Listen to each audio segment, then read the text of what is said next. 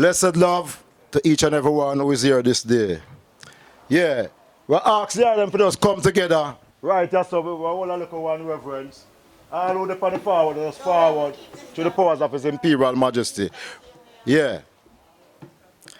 And I do give thanks and praise unto the Most High Emperor Haile Selassie I and Empress Menen I, the Father and Mother of creation, the Alpha and the Omega, the beginning without an end, the first and forever, the ruler of the universe and the protector of I and I human faith.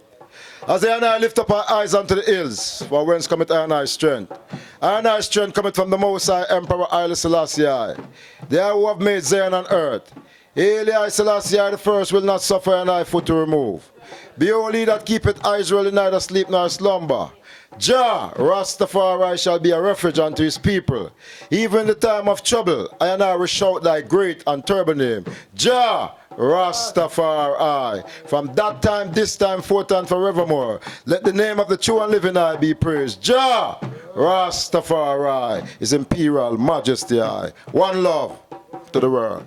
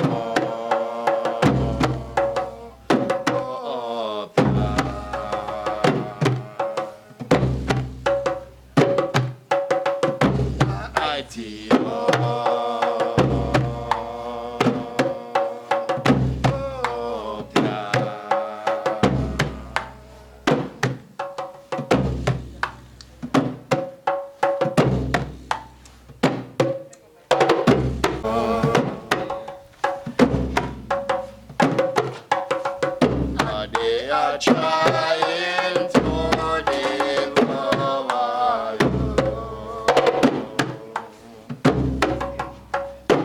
So long, Rastafari, so long. 1963, government of Jamaica carried out one of the most heinous and brutal attacks against the Rastafari movement in what was called the Coral Gardens Massacre. We will never forget Coral Garden incident, Coral Garden incident, Coral Garden incident.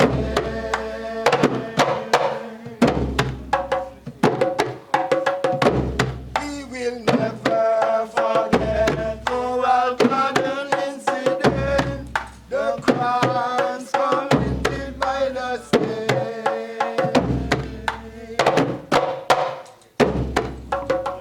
Oh, what a crime, crime, crime, what a brutal crime, the crimes committed by the state. Again and again. Oh, what a crime, crime, crime, what a brutal crime, the crimes committed by the state. From the top again, we will never forget Coral Garden incident, everyone.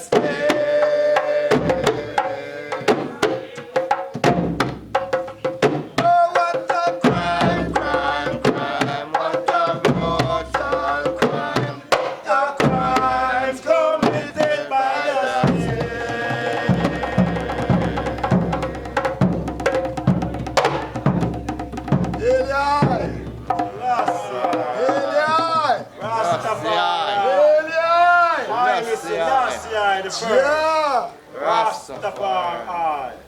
Give thanks, I love it. Sons and daughters of Rastafari. We do give thanks. Give thanks for this day. A very blessed day. Yeah.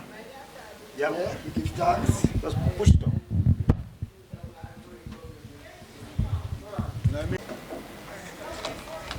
Blessed love family, we give thanks. We global Rastafari family zooming in from all over the globe.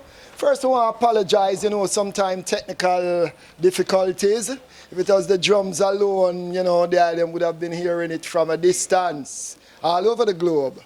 But on account of technical difficulties, we are having a late start. So we overstand and we give thanks for all ones taking time out in the confines of their homes and communities, just zooming in and being a part of the 58th anniversary of remembering the atrocities that took place in Jamrock.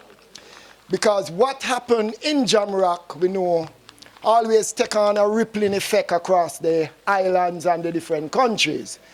So Jamaica have to set the tone, because them set the tone for the discriminatory policies against Rastafari, and then it does take on a rippling effect across the globe. So today, as we celebrate the 58th anniversary of this massacre, in fact it really started on Holy Thursday, which Babylon called today as what them call Holy Thursday, going into Bad Friday and onwards. So we are here not celebrating because we have nothing to celebrate. We are remembering the atrocities, lest you forget, lest we forget. And I are here in limited numbers. Gone are the days when we jam up amphitheater, and Ista J would be on the ball as one of our chief coordinators and making the phone calls, and Rasta gather from east, west, north and south, and some people are flying for the occasion, and amphitheater was that venue where we would always gather. So, as I said that, I want to put your hands together for Ras Ista J Jr. Manning. Ras Ista J Jr. Manning. We have to remember that brother. That brother took on a task because he was adamant that the event of 1963 should not be forgotten. It was the thought of many of us, but Ista J was in the forefront of coordinating on behalf of the Nyabingi Order, a venue that we could come together from all over the globe to hear the testimonies of our ancients who suffered, and the ones who suffered and survived would tell us of those who died, on account of a brutal system. So we give thanks for the brother, and we give thanks because there were many others, because Ista J was not alone in this. This is something that was discussed at Tabernacle and the many first and third Sunday reasonings, and then we have brethren who was instrumental in helping for finance and number stuff. Remember the many chefs and the many ones who coordinated and transported ones and ones to and from and made the event a success. So we give thanks to the wider family who came together. There's nothing we can do without unity. Unity is the goal, is the main goal of I and I. Without unity, we can't get nothing done in a practical, successful manner. Because one person is an individual, 10 and 20 and 50 and 100, as I said, the more the merrier. We're just coming out of the 125th anniversary at the Battle of Adwa, and we know what Adwa taught us. Adwa taught us that even when we have personal differences, we have to put it aside. Yeah, even the balloon heralded the importance of that oneness.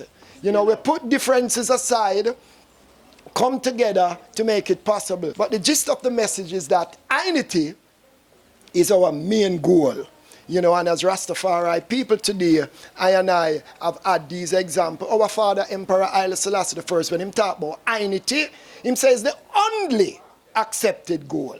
So there are so many goals we have, We have goal for economic development, and goal for health care, and goal for advancement, and goal for repatriation. But without unity, all of that will be illusion. So today the message is about make us put with differences aside, come together as a family. There's a lot of work to be done. This facility where we gather here today is a temporary facility. And when we say a temporary facility, because we don't own it. If we have the resources to own it, then we can call it a place that we have owned. It's a temporary facility, and we still give thanks for have it, because for the first time in our history, we have a place that is being operated, run by Rastafari people. Earlier, in knowing of what happened, Sister Nana Rita Marley, she had established a home for elders. And we know a couple of our Bingi elders were there too. Even now, in Trenchtown, there's a facility there that is housing our beloved matriarch Marshanti and others, you know. So we give thanks for those philanthropists who have worked in Rastafari, and as we say, Sister Rita is one of them that we have to remember her works. Because the other day I saw a picture of Ma, and Ma looks so beautiful. The Marshanti that was at Scott's Pass would have died if we were still in her care, because there was no one who overstood geriatric care. And when we saw a picture of Ma, we have to say, well done, we give thanks, say, if it's the Marley Foundation or the Rita Marley Foundation or whatever auspices, it is under the Marley's name, we give thanks, because we saw Ma Shanti looking healthy. And I'm sure the health of our elders in this facility here will be stabilized to a certain degree, because then again in them little home they might never have nobody to give them a cup of tea and a meal on time, and a nurse to come in and check them blood pressure and them blood sugar. So we give thanks. We give thanks. So enough love. Put your hands together and make it welcome and full enjoyable, yeah? So, as you know, many times we have ones globally who don't even understand what's happening. And every year we gather some of the survivors. You know, the item I've seen a video out there titled Bad Friday. Again, I have to give Ister J another round of applause for the go ahead with that Bad Friday video. Because sometimes when Ister J did I do this thing, a man see him with a little woman whenever I look African, come in and bring in camera crew, fire burn. When the man go with them thing, the Rasta, man, they sell out to the star. Man, I bring white man come interview with elder them. But what a success that video has been to spread the knowledge of what happened in Coral Garden, when you can sit down in your confines of your home and see the Bad Friday video on national TV. When it was being viewed in America, Americans sit there and cry.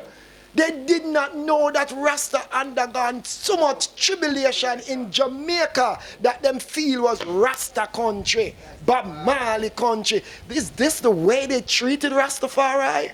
I thought the flag of Jamaica was red, gold, and green. I did not know until I saw the Reggae Boys.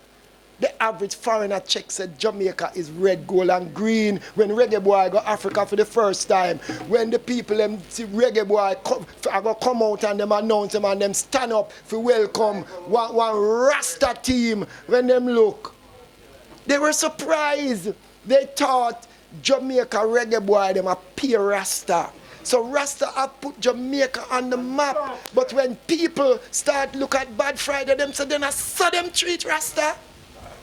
So in truth, the government should be embarrassed every time that video show. The police force, the prime minister, a man who depend with heroes list. And I always say, if the government apologize for the atrocities at Coral Garden, it means that Bustamante should be removed from the list of national heroes, because he is the man who perpetrated genocide for Rasta. He advocated, he gave a decree that if the Montego Bay lockup can't hold the Rasta them, then the cemetery will hold them. That is a leader of a country advocating genocide on a people that were not criminals.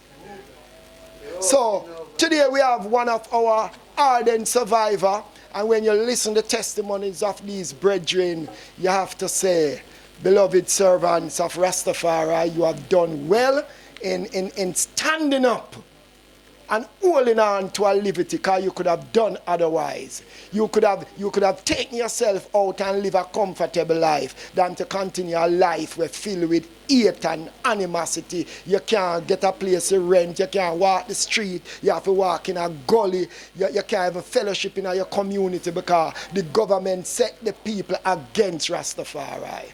So families globally, I want to I them welcome a mighty angel. I always describe him as an angel with a mighty voice, as in Revelation. I want to I them royally welcome a man from the Bible known as Bongo Isaac. Bongo Isaac. Bongo Isaac. So Bongo Isaac, just remove that face mask there and come give me some word, sound, and power. Again, family, put your hands together globally and welcome Bongo Isaac. You might did read about him in the Bible, but you just see him here now in flesh. Bongo Isaac, Rastafari. Patriarch of all, Naya Bingi, representative, priest in his own rights, Bongo Isaac. Give thanks, Rastafari, for your contribution.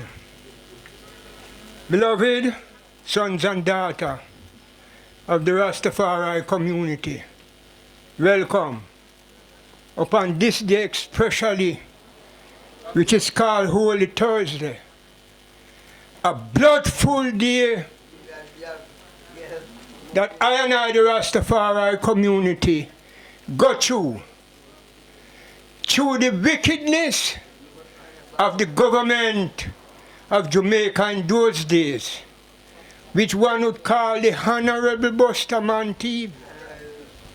So bringing all Rasta, dead or alive, and what 14 Barnett Street cannot hold, Bogue the cemetery would hold it.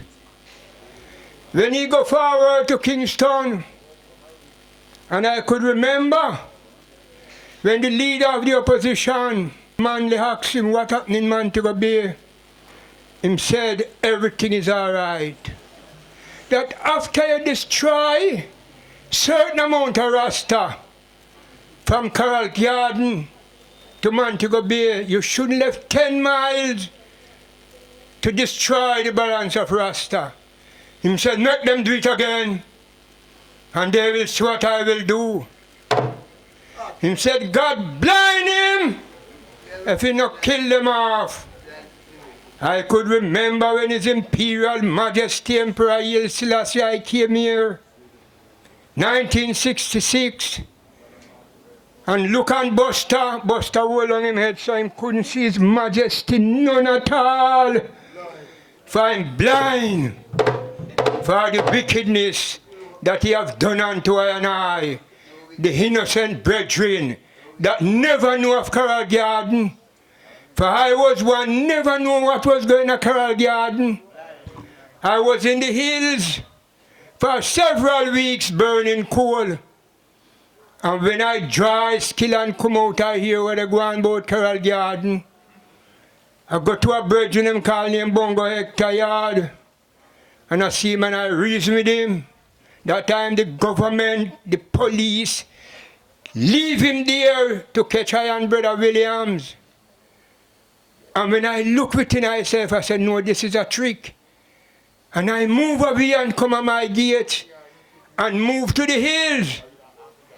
For them claims that I is one of the ringleader in Granville for the movement of the Rastafari brethren, sons and daughters. And when I go to Charman, I have to rest in the hills. The man that I rent certain amount of land from, Natty Brown, was a Seventh-day Adventist. Him said to her, he said, Zikai, Bongo Isaac, only one thing can save you. You have to trim your locks. Mr. Brown, if I trim my locks with a scissors and shave my beard with a razor, I will dead. He said, what can I do for you? I said, anything pleasurable in your sight. and he was reaping some yam and cocoa, and he give me some, and I say, all right, Brother Brown. And I go in the higher hills and rest that were called vassal. I have to sleep on a tree for several nights. And when I came over to Fuller Run, where I coal was, I did estimate the skill to 35 bag. Man dry it. I dry it already and man pick out all the coal them. And when I pick and get 2 bag and coming out, my daughter Yuda said unto I, Pastor daughter Yuda and Pastor away now. Said, Bongo Isaac, look, let's see a light they come there. That time is a man saying have an unlicensed gun and him go and license it to shoot Rasta. And I throw down the bungalow coal and run down in a gully. And your daughter escape back to Charman. And when we escape to Charman, I and the daughter trod all night from Charman to Cedar Spring in St. Elizabeth. Daylight we out in St. Elizabeth. In the night, police come there to arrest I and the daughter and our next brethren named Bongo Levi, we call him Bongo Benki. For Bongo Benki run down the people them with a lass. All who when they fling stone after high, and some when they juke high with stick and all them thing there. And when I in the hill and rise up, Bongo Benki was out there as a watch. And when I hear Bongo Benki voice, and I look me no more, sir, and discover it is police draw from the Balaclava area and from this police station in St. Elizabeth also again, and come up the fire and say them now go down till them see Mr. Drancro and Mrs. Drancro. So we were disrespected by the police and the people and the government of Jamaica. We suffer all these tribulations. It is a warning unto the younger brethren now. Even enough of the elder brethren now. It is a warning unto us. Walk upright. Shine the light of righteousness across the country and move from Jamaica and to Europe for that reach, and from Europe also to Canada, and internationally it is moving.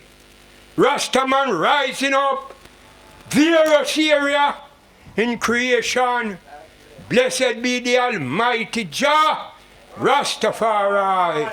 We need unity that is comprehensive amongst ourselves, and one love. I as the brethren speak of the one love, one heart, one destiny.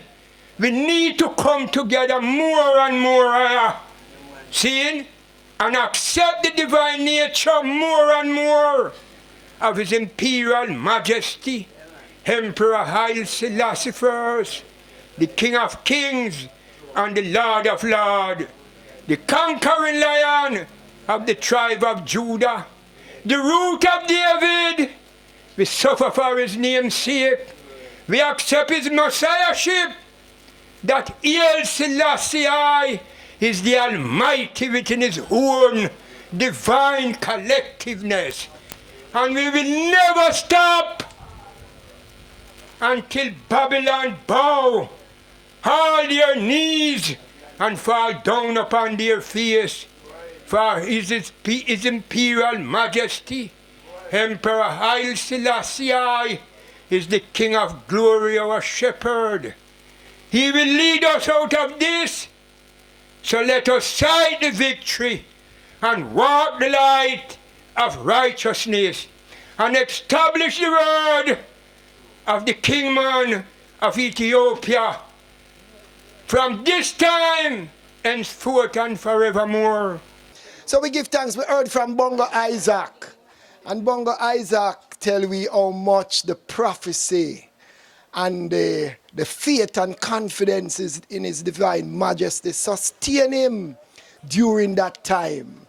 You know, so as him says, a message to the youth, because then it's the psalms and prayer, because it's like death seemed inevitable, but he had the confidence in his imperial majesty that his majesty will stand in his defense, in the defense of Rastafari, and give him a victory. His majesty himself also said it, you know, that all through, you know, the time of troubles, him find it a cause of infinite comfort. That's the same comfort Bongo Isaac felt in prophecy, and he was adamant that his death before dishonor, his faith will not be surrendered, and him going to overcome. So we give thanks. These testimonies of our elders, beloved family, it brings tears to your eye, it brings pain to your heart when you know, say, a people could have been so down pressed by those who claim that they are our leaders, look like us, you know, and this is the way them, you know, orchestrate them thing and perpetrate violence against Rastafari, and then our own families join them, the common people. As you hear Bongo Isaac say, there's a man who did have a licensed firearm and he make sure go renewing it. And even when him never renewing, there was a call for all these men of the society who have them gun. So some of them come out with them bird gun, them fish gun, them license gun, because government and people came up against Rastafari in what was called the Coral Garden incident. It happened today on the Christian calendar, Holy Thursday, going into Bad Friday, when they should be thinking about the crucifixion of them Christian God. Then them now turn around pan Rasta at a time when they should be thinking about sacred things. They were thinking about violence and committing murder and brutality. So at this time we're going to hear from another patriarch who was there, suffered also, and he will give his testimony. So Bongo Eddie Free, what did I come forward? And what did I them give the brethren a rousing applause as him come forward to bear testament of what he encountered in 1966. So Congo Eddie, you can remove you. 63. We just want the eye to remove the mask that you can utter. So again, give the brethren a nice round of applause. Yes, I, Rastafari. Greetings, brethren. Greetings, greetings. As a young man growing up in Montego Bay in my era, down Railway Lane, I grew down there, and I used to see the type of disadvantage that Traveller and Bagger Brain, Susie Q, them make up a boot against the gutter side to the railway. And maybe 2 times, about 3 times a week, police come in a Black Maria van and come take them, carry up a jail, go trim them and beat them and carry. The Traveller said, then carry them before the inspector, and the inspector tell them, say, if they want to grow a beard, they must go to the Fisherman Beach and hire a canoe and go to sea, go wear the beard, but no wear none upon the land. After them treating them.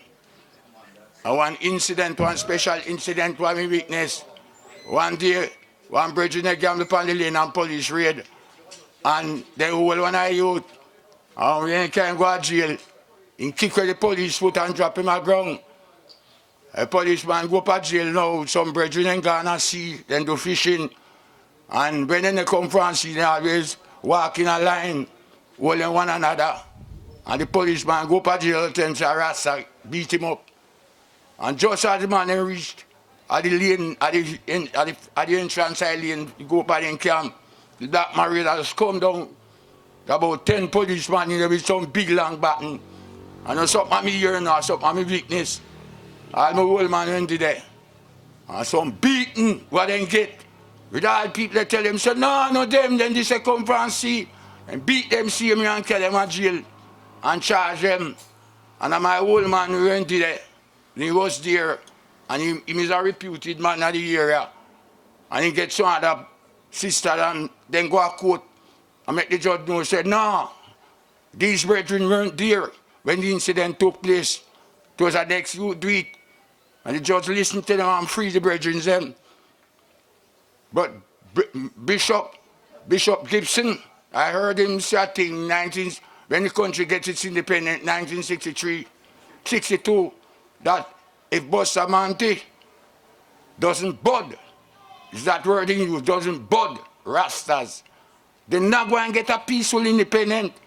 Because everyone driving car around the town and see a group of youth congregate, they discuss, and then go down and they listen.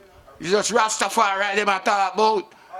So if you get rid of them, so and they make they were there from the 50s coming up in 40s, we come see them. So they use the Coral Gardens incident as a alibi. He says Rasta do it because to me personally and Franklin grew together down Panny Lane. And me know say Franklin was not a Rasta. How Franklin get fig reach out a Coral Garden, a Bazatan, when he move out to a white man named Captain Madinu. And him, the white man, he say white man buy land game.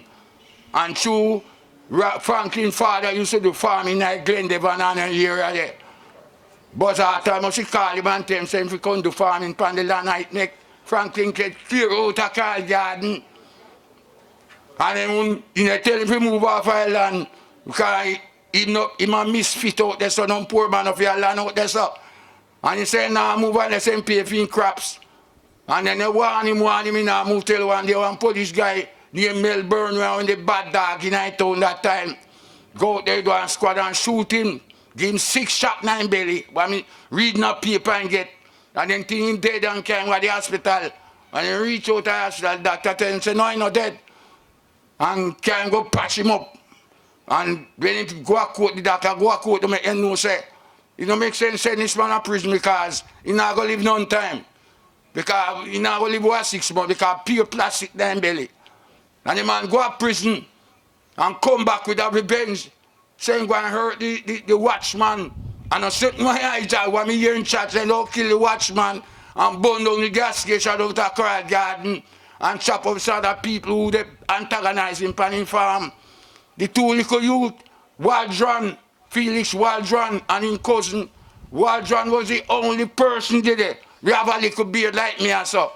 He grew a peace beard. So I don't hear around us at too strong. Me and him used to have an original priest. Me don't know Waldron brainwash it. Franklin brainwash him and came out there. And I him they must say the beard. Because him they hang. And say Rasta do it. And now I hurt me there. The morning, me hear me say, no, I couldn't Rasta because they know say Rasta deal with war. Because all Franklin come every day. Before he do it, and he go to Rasta camp to solicit help. And we tell him, say, no, if any yard in there, we are defend him. But yes, son of we are on island, this we can subcontinental island. You understand? So you know him brainwash Waldron when we in our congregation. And carry him, go help him do that. And he says, Rasta. And he's not hurt me there. I go and show the Thursday and the Friday morning. That good things holiday because when come the night home, they're dead. For the holiday the Friday. And on Friday bus I come down and the Saturday morning bus I come down and tell the people them say watch out. Guy not hear face man. In hear face.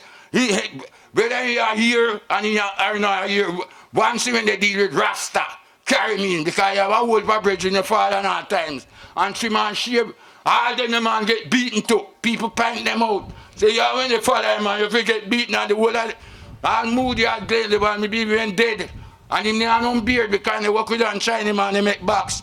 And the boy and the people in night town, give on the speed length and run him away. As long as he's on him beard.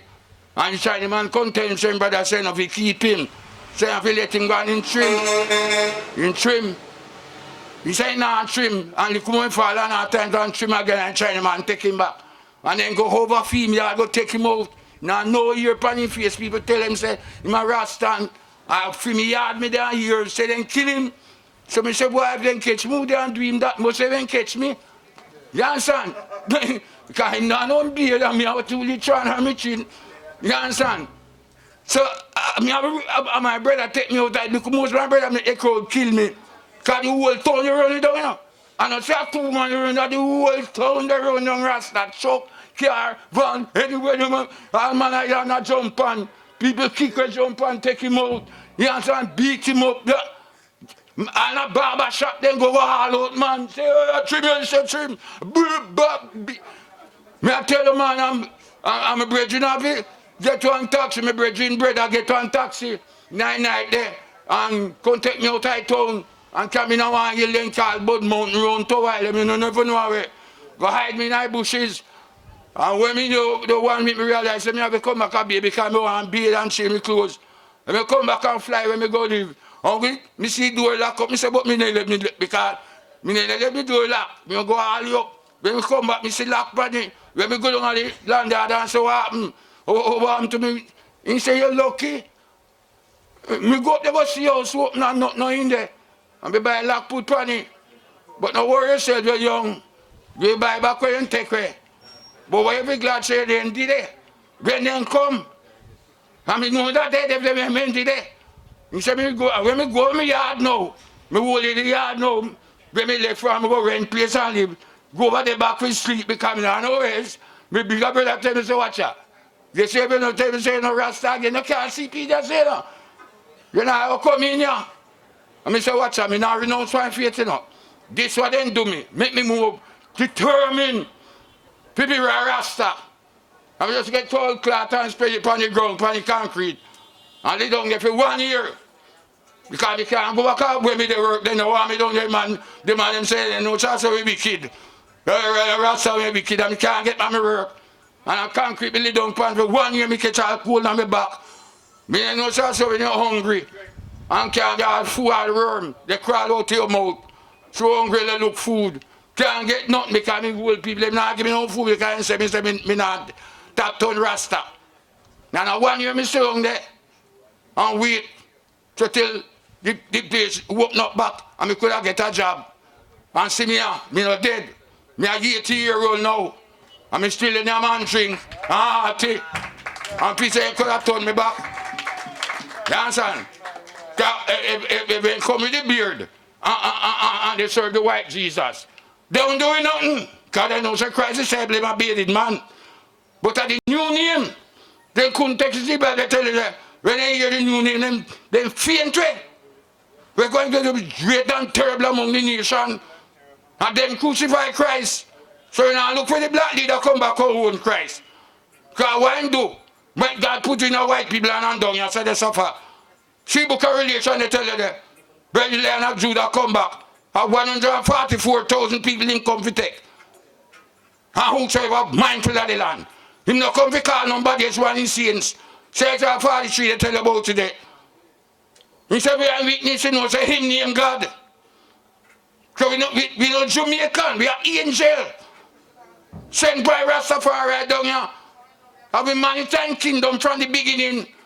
Till unto this day, every time he come, we rise with him to establish a new name. You understand? So we're not coming out on slave. And that's why we can't bow. You understand? So those few people who go to Africa, the majority are born up with the devil. You understand? The white God, what they must serve. God won't stop serving this white image. You understand? Go now and penalize black supremacy, what they can't do. The more they chop, and the more they rise. Peace and love.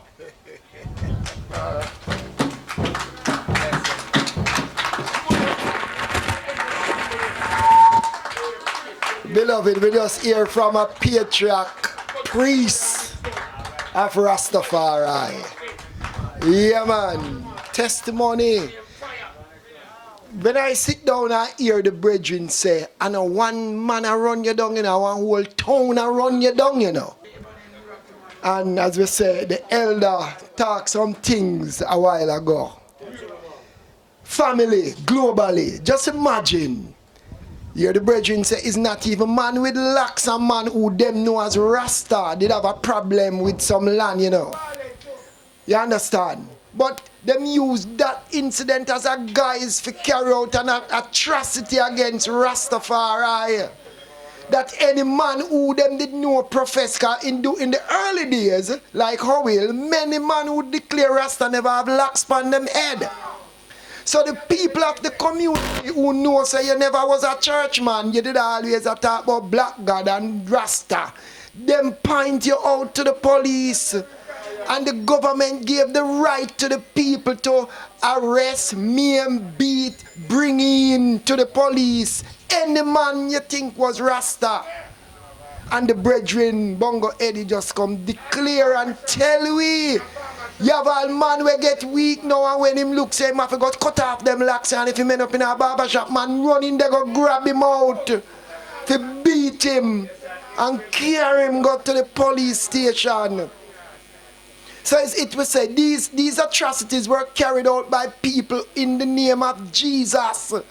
These were the same Christians carrying out these atrocities against a defenseless people, because them say Haile Selassie the first is the Almighty, Africa is our homeland, and we are destined to return home. That is all.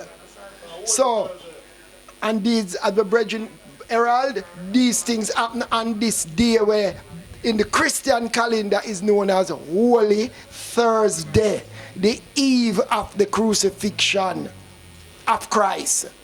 So them use that moment to carry out one of the most heinous attack against Rastafari. So we could put your hands together again for Bongo Eddie. Bongo Eddie coming forward and giving a full testimony of what took place in 1963 as a Rastafari. So we give thanks. At this time, beloved, we're going to just take a little break, get the elders and want some food, and we'll return forward in a few. Rastafari. Love and blessing. So, we give thanks. Haile Selassie are the first and Empress Menen I, the father and mother of creation. As we are about to eat our lunch this day, His Imperial Majesty I, Rastafari. And I ask the I to bless the food, bless the ones who I prepare the food for I, and bless the Coral Garden Benevolent Society who put together I food together, and bless everyone who is here this day to give thanks and praise to the Most High. Jah Rastafari. Give thanks and praises to His Imperial Majesty, Emperor Haile Selassie I. One perfect love, round and about, near and far. Blessed love, my Lord.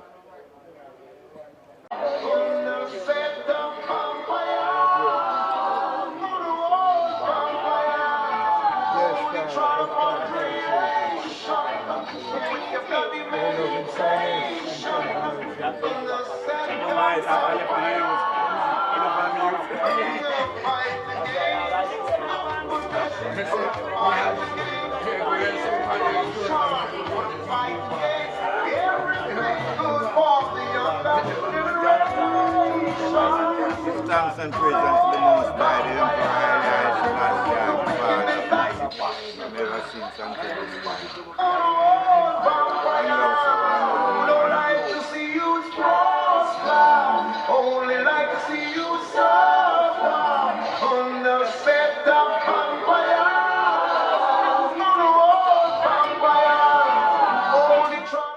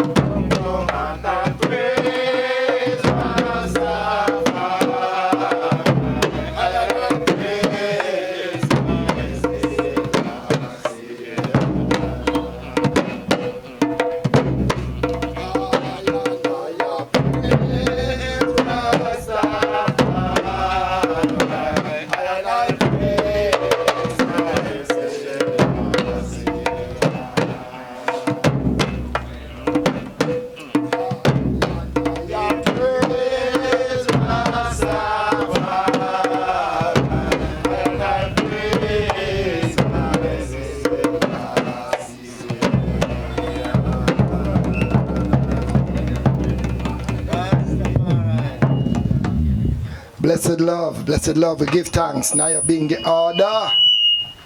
Giving thanks and praise unto the Almighty Emperor Haile Selassie I the First. Also remembering the atrocities of 1963 today, Holy Thursday. A serious event that took place in the history of Jamaica. Very embarrassing situation where a people, a whole culture, who was the perpetrator wasn't even a Rasta man, because them as Rasta know who was Rasta. But then again, in those days, you know, once you had a beard, you know, if you wasn't the professor up at university, you know, when the order given out to police, if you wasn't the professor up at university with the beard, you is a Rasta. So the order was, anywhere you see them, remember, if the lockup can't hold them, the cemetery will hold them. For that come from a leader of a country, it is very serious. Very serious. This was advocating genocide upon a people. Rastaman will live at Portland. Rastaman will live at St. Thomas. If you ask him, John Maxwell, one of our top journalists, said he remember a man asking a Rasta man, you know, here we're up in a Coral Garden, and the man said, Coral who? Him think Coral was the name of one woman. Him never even know one place named Coral Garden. And him said the police officer take the button and lick out the whole of the man's teeth. The man came to the market out in a Yellas for sell him they could produce to go back at hills. And the police look at him and say, Rasta, you know, here we're happening at Coral Garden. And the Rasta man look at him and say, Coral who? Him said the officer take a button and lick him in his mouth. Him spit him teeth out. When we listen to testimonies of these elders, you know, it will make you cry. It will make you cringe to see how a people born and grown in a Jamaica like any other. But because they had an ideology that was different from the one we inherited from the plantation, for that alone, and because we smoke a little herb, these are the things we get hated for, you know. Dreadlocks on we head. How dare we if we come look different from everybody else? And the Rasta man, when the Rasta man tell us that the only hairstyle God did ordain was dreadlocks. There is not one verse in the Bible where God did tell anybody to trim, shave and comb. But when the angel Gabriel appeared to Mary and Joseph, said, the child in your womb shall be a Nazarite unto God, no razor shall come upon his head. And you mustn't eat no unclean thing. The angel appeared to even Samson's mother and said, the child in your womb shall be a Nazarite unto God, therefore no razor shall come upon his head. Now stop at Kentucky, nor McDonald's, nor Wendy's, nor Popeyes. You must not eat any unclean thing, because the child in your womb shall be a Nazarite unto God. In Numbers chapter 6 it says, when either man or woman shall vow the vow of a Nazarene to separate himself unto the Lord, he shall be holy and shall let the locks of the hair of his head grow. This is God that command this to him people, you know. So I can state categorically and authoritatively that the only hairstyle ordained by God is the dreadlocks, where Rasta get battle lick and persecution for. Here we get persecution for again. A little draw a ganja. And now there is no finance minister nor ministers or governmental officials over the world when I talk about the potential of ganja for medicine and for economics. Just yesterday, New York City legalized ganja. Where our government are doing at Jamaica? You're waiting for Uncle Sam tell you what to do? Well, say Uncle Sam, big city, said ganja is now not decriminalized. Legalize. And you know who come up against it, one like a black policeman? No, we can't do that, because we have to know that when one smoke ganja, their vision is impaired and their mental. And a white woman come on the TV and say, listen, check the states where it legalized and see how much road accident is there. What you're saying don't make sense. So we just have said these things for say Rasta have been through it, and the things that them fight with is the things now that the world is now accepting.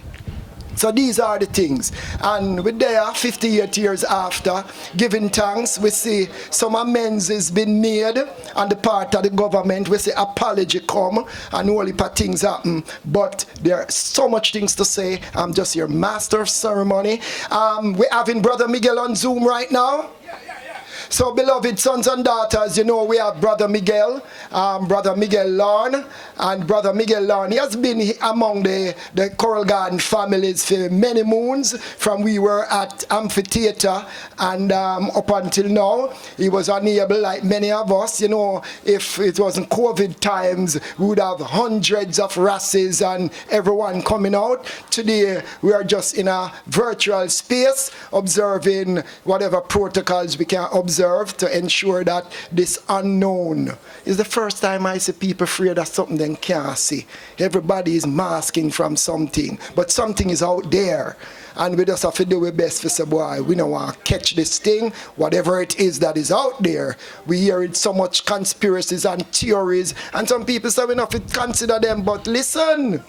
We have been through hell with vaccines. We have seen the example of many things that was done with vaccines against our people. So we have a right to be concerned about vaccines. And if our government can't really check and make sure so the best thing is coming for our people, then people will still be questioning, is it a right thing to do?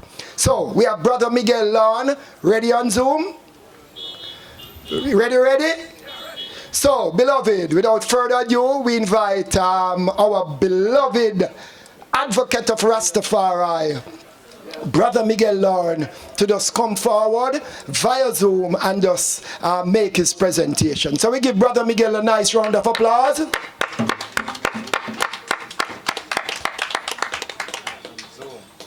Those of you who heard the reasoning first night with Sister Nanny and myself, where we went through the 13-point plan, which was delivered to the government way back in 2016. And we went through the plan thoroughly. And those who did not hear that, you can probably look at the YouTube, but you can get a tape of it. And I wouldn't want to rehash some of what we discussed. But to highlight today, one, that we do everything, and I think I heard the minister's voice earlier on, the member of parliament also, that we do everything to secure those 2 lots at Albion. We secure them and we build something on them so that at least persons can live there. You know, we secure it and we start to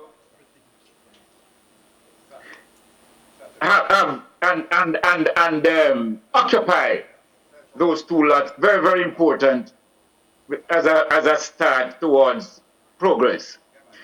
The issue of the 13-point plan, the 13th point itself, with regards to repatriation. Now, I think the Coral Garden platform is a good platform to seriously discuss repatriation. This will mean that I and I, Rastafari, and we could do it through the Benevolent Society, to engage with the African Union. The African Union has a department that they label as the resettlement of persons who wish to come home to Africa. And there is funds in that department to assist in this process of that. They term it resettlement. We call it repatriation. So we could start by engaging the African Union towards this venture. Secondly, there are about 8 or 9 governments that I am aware of that have echoed sentiments towards receiving Africans from the diaspora. So again, we could engage these governments. One, we would follow up on the 1961 fact-finding mission that went to Africa. That group that included Mortimer Planner, Brother Dougie Mack, Fillmore Alvaranga and company. And they went to 5 African countries, and all 5 stated that they would welcome Africans to come home. This was in 1961, roughly 60 years ago, not a long time in world history. So we could follow up on that. In addition to those 5 countries, then we could engage the government. Out of that 5 countries, Liberia, presently, Liberia has set aside land for Africans in the diaspora who wish to come home. The land that was given to the Honorable Marcus Garvey, but which was later sabotaged. Well, the present government, led by George Weah, has conscripted this land and has made it clear that this land is still available to the Africans who wish to come home. So Liberia, we should engage that government in terms of repatriation. Ethiopia, of course. Ghana, Zimbabwe has also set aside land for those who wish to come home. Tanzania in the 1970s and 80s made it quite clear that Africans, black people from the diaspora, but especially black people from Jamaica, would be welcome, and land was allotted to those who had already gone over during the Julius Nyerere time. Then there is Sierra Leone, there is Kenya, there is Botswana. These are countries that we should start engaging their government towards seriously planning repatriation. Now, why I say the Coral Gardens is a great platform, based on our reasoning with Sister Nanny first night, that in terms of air travel, airfare, and what I would suggest, and this is not migration as some brethren might want to say, but what I would suggest is that if we engage, say, at least 10 African countries who have shown a willingness to accept brothers and sisters, and let us plan to say these 10 countries, we are going to send home to each of these countries 100 families. 100 families to each of these 10 countries as a start, as part of the plan. Then I think gradually we will get somewhere. Now, towards this, in terms of the airfare or the transportation to return home, I think we should ensure that all those countries who participated in the enslavement of Africans should bear that bill of the airfare, whether it's the airfare or the ship fare, for us to return home. In terms of the resettlement now, because we're gonna need places to live, schools, bridges will have to build in some areas. In terms of the resettlement, again, we could seek some funds from the African Union and also seek some funds from some of those who had participated and benefited from the enslavement of Africans. Now, things like, some people are going to tell us immediately they do have enough money, they do have no money and all of that. No problem. Because in going home to Africa, we're gonna need trucks, we're gonna need tractors, we're gonna need tools, we're gonna need cement mixers. These are things that some of these countries produce, manufacture. So you do have no money, you can provide equipment that will be needed for resettlement, equipment that will be needed to build bridges, build roads, and all of that.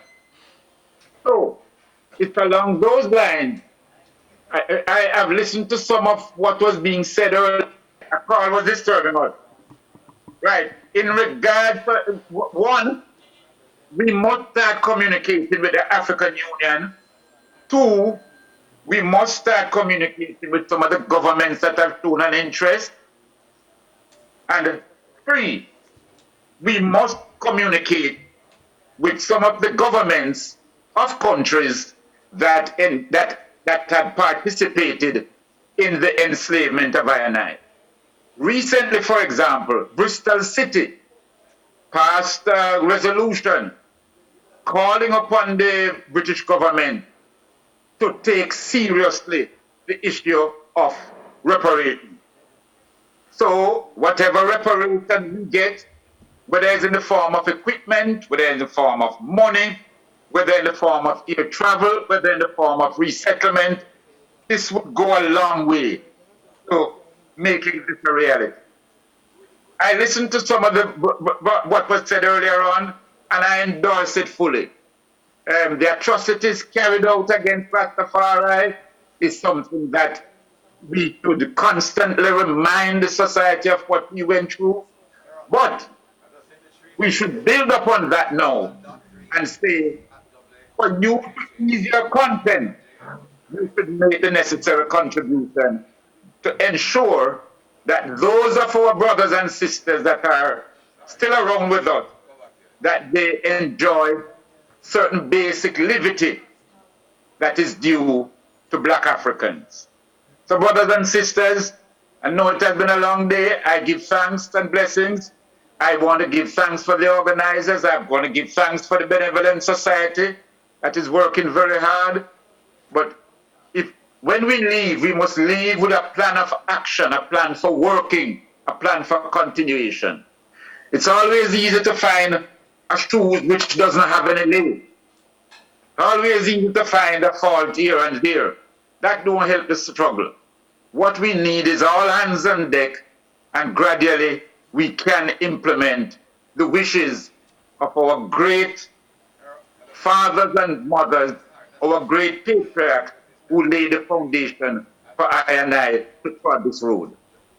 Give thanks, blessings, and honor, and I will continue to watch the program. Give thanks. The Rastafari. Highly I, Selassie I, now and forevermore. Give thanks. Technical person. Yeah. That was Brother Miguel Lawn giving I some insight as to how the repatriation process should be.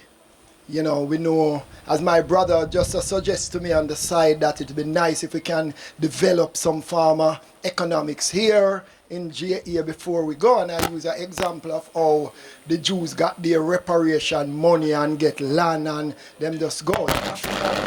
The Africans here are due that kind of reparation also.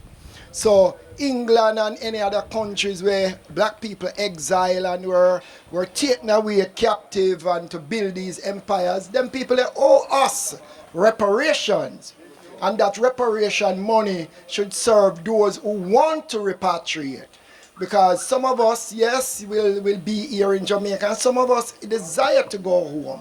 As we said, there is no place like home. Africa is the continent for the 21st century and beyond. You know, all the resources are there in Africa. Without Africa, the cell phones we are use, all the computers and all the mineral resources we make countries rich, everything is from Africa. So why not go home to Africa? You know, if Africa is the continent where all the Europeans them are look to right now, see China gone down there, every powers in the world are investing in Africa. Because what? Africa is the land where have all the resources. So Rasta have a right. When Rasta was talking about repatriation, and I idiot about to go back to Africa. Look how many countries now are go into Africa wanting a slice of it. So we give thanks to Brother Miguel Lawn as he make his presentation in the confines of his home. And we give thanks for this farmer technology that we can have a coming together. We know our brothers and sisters in South Africa, in Canada, in England, in all over the Caribbean are now zooming in on this 50th anniversary. We want to give thanks because we see our beloved member of parliament is in the house. He's not going to come now because before Dr. Chang walks to the microphone, we have to invite our hard-working secretary of the Coral Gardens Benevolent Society. As Brother Miguel says, she was on air, and every time she represents us on air in whatever medium on the many platforms, she has represented well. And when we find a sister balancing the struggle, the male and female energy, we have to motivate them and encourage them and give them the strength, because the African tradition, it was always the woman fighting alongside her male counterpart. So, beloved, sons and daughters, let us royally put our hands together and welcome Sister Nanny representing the RCGB, Rastafari. Greetings. Yes, greetings in the name of His Imperial Majesty and Empress Menen. And I greet you also and welcome you to this our first function at this facility. I am intending to do an update on the negotiations that we have been doing with the government to date. Every year we produce an update so as to inform the Rastafari community directly and the wider society in general. So this update is as at April the 1st, 2021. In June 2016, representatives of the Rastafari Coral Gardens Benevolent Society, RCGBS, met with a special committee of cabinet and gave them a 13-point recommendation for compensation to be paid to the survivors of the 1963 Coral Gardens atrocities and reparations to the wider Rastafari community.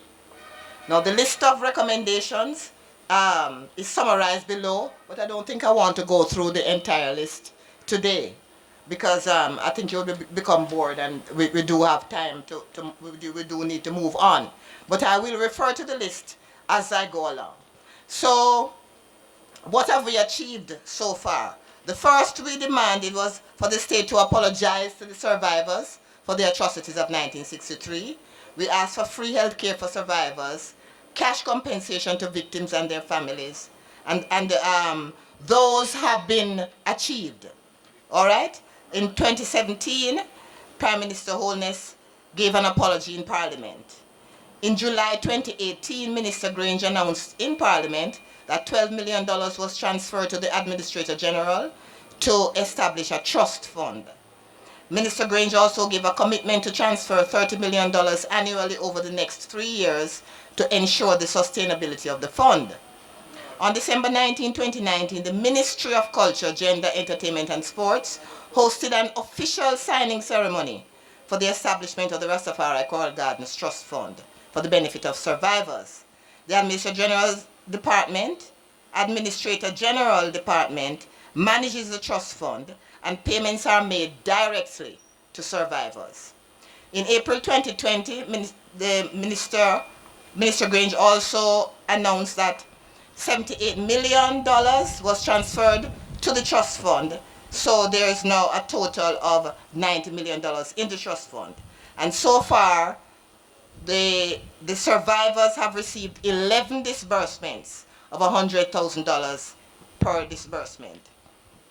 Now in March 2020, the Ministry of Culture gave us, the RCGBS, $6 million, and $1 million came from the Reparations Council for us to set up this elder care facility where we are now. And we started operation in March 2021, just this beginning of this month. So the next stage in our agitation is to demand reparation on behalf of the wider Rastafari community as a collective. Now, community reparations. The public defender made the following recommendations for community compensation. 1, urgent consideration should be given by the state for the acquisition of Outermany property in Trelawney with a view to allocating a portion thereof to the Rastafari community for the establishment of a cultural center specifically for the preservation of Rastafari culture. And 2, the state should provide financial, technical, and legal resources to the Rastafari community for the purpose of organizing a cooperative society exclusively for the benefit of Rastafarians. The state should consider the granting of a license to the cooperative society for growing of ganja. There is overwhelming support for these two recommendations among members of our community. Over the years, countless members of the Rastafari community have been criminalized for their use of ganja. So a ganja license would be a path, a just path to reparations for the community. Now, the government offer in 2018, Minister Grange offered 50 acres of land, 2 plots of land for a permanent elder care facility and an office space, and 3 scholarships. And how did we respond as a benevolent society? We accepted the offer of the 50 acres of land with the plan to establish a model Creed village for the benefit of the Rastafari community. We were asked to make a choice between lands in Mount Carey and Sunderland. After visiting both properties, we decided that we would make use of the Sunderland property, especially because of the river that runs through it. At this stage, we need to secure a lease agreement with the government. Meanwhile, we intend to register a Rastafari cooperative in order to ensure productive use of the land. 2, RCGBS accepted the offer of 2 plots of land for a permanent elder care facility and an office. Although we have been assured that the lots have been reserved for us, we are experiencing difficulty in contacting key personnel in the land agency department in Kingston.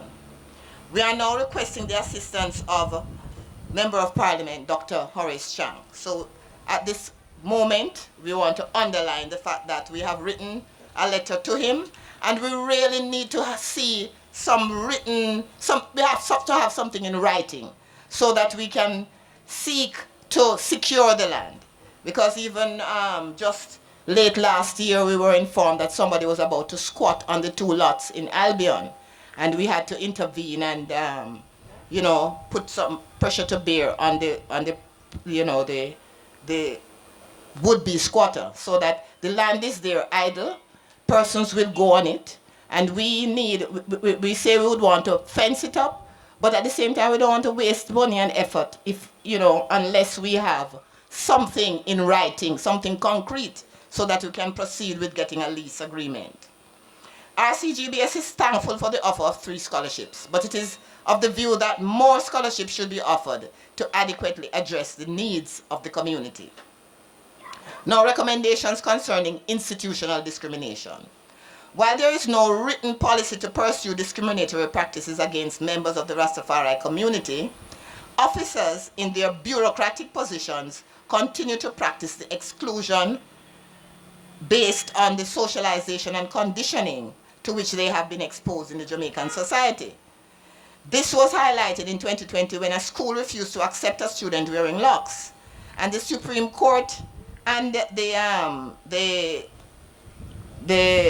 Minister Malahoo Fort supported the school in that endeavor. Now, in addition, some places of work continue to discriminate against the wearing of locks and beards, using the excuse of proper grooming. So RCGBS is insisting that the state undertakes the actions in the 13-point recommendations, which state the following.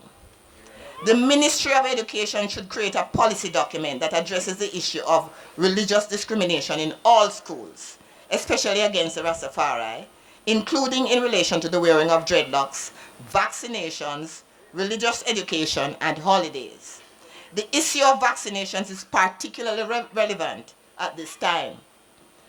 The ministry, and this, the second recommendation that we are highlighting is that the Ministry of Labor should create a policy document that addresses the issue of employment discrimination against the Rastafari at the workplace.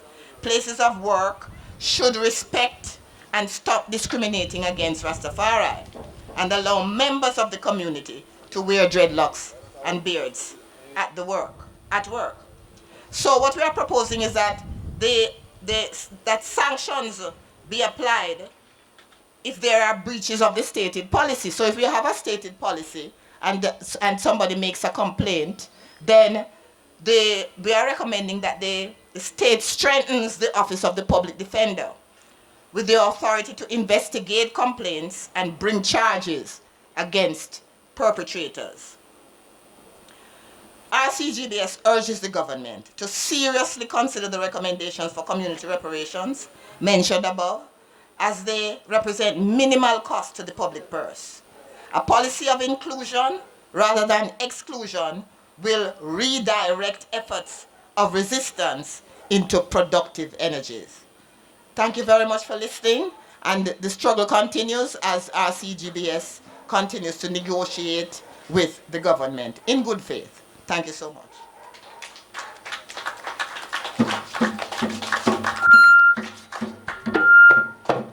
Yeah, we give thanks to Sister Nanny, giving I that report. I should say she had to minimize it, but there are some great points that she mentioned, and I'm happy that Minister Chang is in our presence, because there is some things that he, was passed on to him in terms of consolidating some of the promises and pledges made.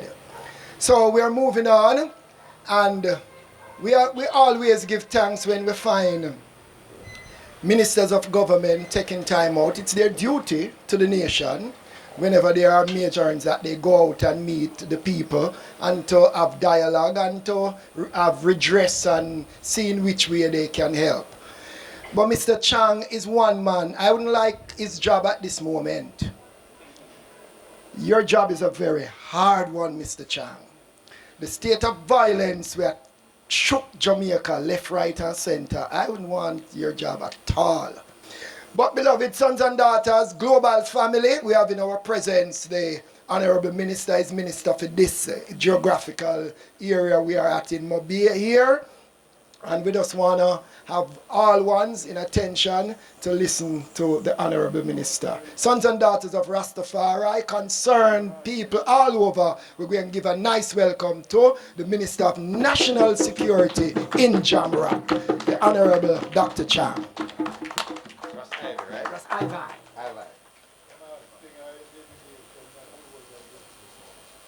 Thank you for that introduction. Forgive me if I mention my friends from Montego, they consider Ross Brown, and the members of the leadership. I think we just heard from Sister. Then. All right, yes, I get a bit closer. But I want to thank the Rastafari, all right, Coral Gardens Benevolent Society for hosting this event. It's the first event at this venue, and I want to commend them for getting this venue started and for the work they have been doing in keeping this particular event alive. We have not yet overcome the challenges that you faced in 1963. But we have come a long way. Maybe one of the, at the very beginning, to all the brothers and sisters, you say, the presence of the Minister of National Security is a symbolic gesture. What was happening in 1963? We have been here under different circumstances. The Ministry of National Security, at the time the Home Affairs Ministry, was playing a much different role. So we have made some progress, which we can take some pride in as a country, but we have a way to go. And in addressing you this morning, I'm here both as the minister, a senior member of the government, and as a member of parliament. And I've had the privilege of working, I said, with members of your team here, your secretary, your chairman, I don't recall where, I'm here. Yes. Chairman of the Rasta, yes, Coral Gardens. Chairman. Greg. Okay, Greg, and of course, I just happen to know that Mr. Brown has been a personal friend of mine in the constituency, and he's the treasurer, and he's not there as a campaign. I met him in Norwood, and we have had long discussions and worked together. He's not a political person, he's just a great citizen who carries leadership not only for the Rastafari community, but for the whole community of Norwood. We have the pleasure of working together. An outstanding citizen. I don't want to mention it, but when I nominated him by JP, he said because of his own commitment to the Rastafari culture, that he used herb as a sacrament, he didn't accept, right? And we recognize that he has the characteristics and the strength of character to provide leadership and in the community. Maybe that will change some other time, but that I just mentioned it, show the level of respect for Brother Brown and the team that is working to maintain memory of the Rastafari Coral Gardens activity. It took place 58 years ago, and during that time we have seen changes. The Rastafari community is, in many ways, have become a brand of Jamaica. At the same time, you still have a lot of challenges. Our friend Miguel Long is on speaking of some of the things we need to do as a community and what we may not have done. And it is true that maybe the number of those who are, you might call the true believers, is relatively small. But your impact on Jamaica as a society has been outstanding. That's just a reaction, the reality of Jamaica today. And in more ways than one, some of the, Bob Marley is a poet of the Rastafari movement, has established reggae very much as the language and cry of protest for those who are oppressed throughout the world, not just in Jamaica. But wherever you go, you find that reggae and classical reggae is the language of those who are seeking justice, whether Africa, Asia, Europe, elsewhere. In fact, you're getting the message that sometimes more popular in some place outside of Jamaica today than it is. It was all quite remarkable for me when I travel as far, whether it's Malaysia or China. There's the taxi driver will know about it and something about Jamaica. And that all flowed out of the activities and the cultural role of Rastafari. But while that is what we see as a people and we talk about, I think there's greater need to examine how the believers, as if I might use that term, don't mind Brother Brown, sister, if I use the term believer, the true believers, how they manage their family and conduct their family. Because what the moderator just alluded to, the violence that have overtaken our society, is a reflection, a deep reflection of a certain lack of self-respect and self-value and worth of our people and each other. Right? If we respected each other truly and valued each other, we would not murder each other. And the truth is, to look at how 99 Jamaicans are from the diaspora Africa, and to look at how you manage your family and relate to each other, the true Rasta, it should give us an indication where we need to go back to as a people. Because to love, which is a key word of your own language, love, respect, and to believe, have respect for yourself, and to have confidence in yourself to use the word I without any hesitation. Because in the history of Jamaica, slavery denied people their individuality. You know, black people are put in a category and treated like property. So the individuality was destroyed.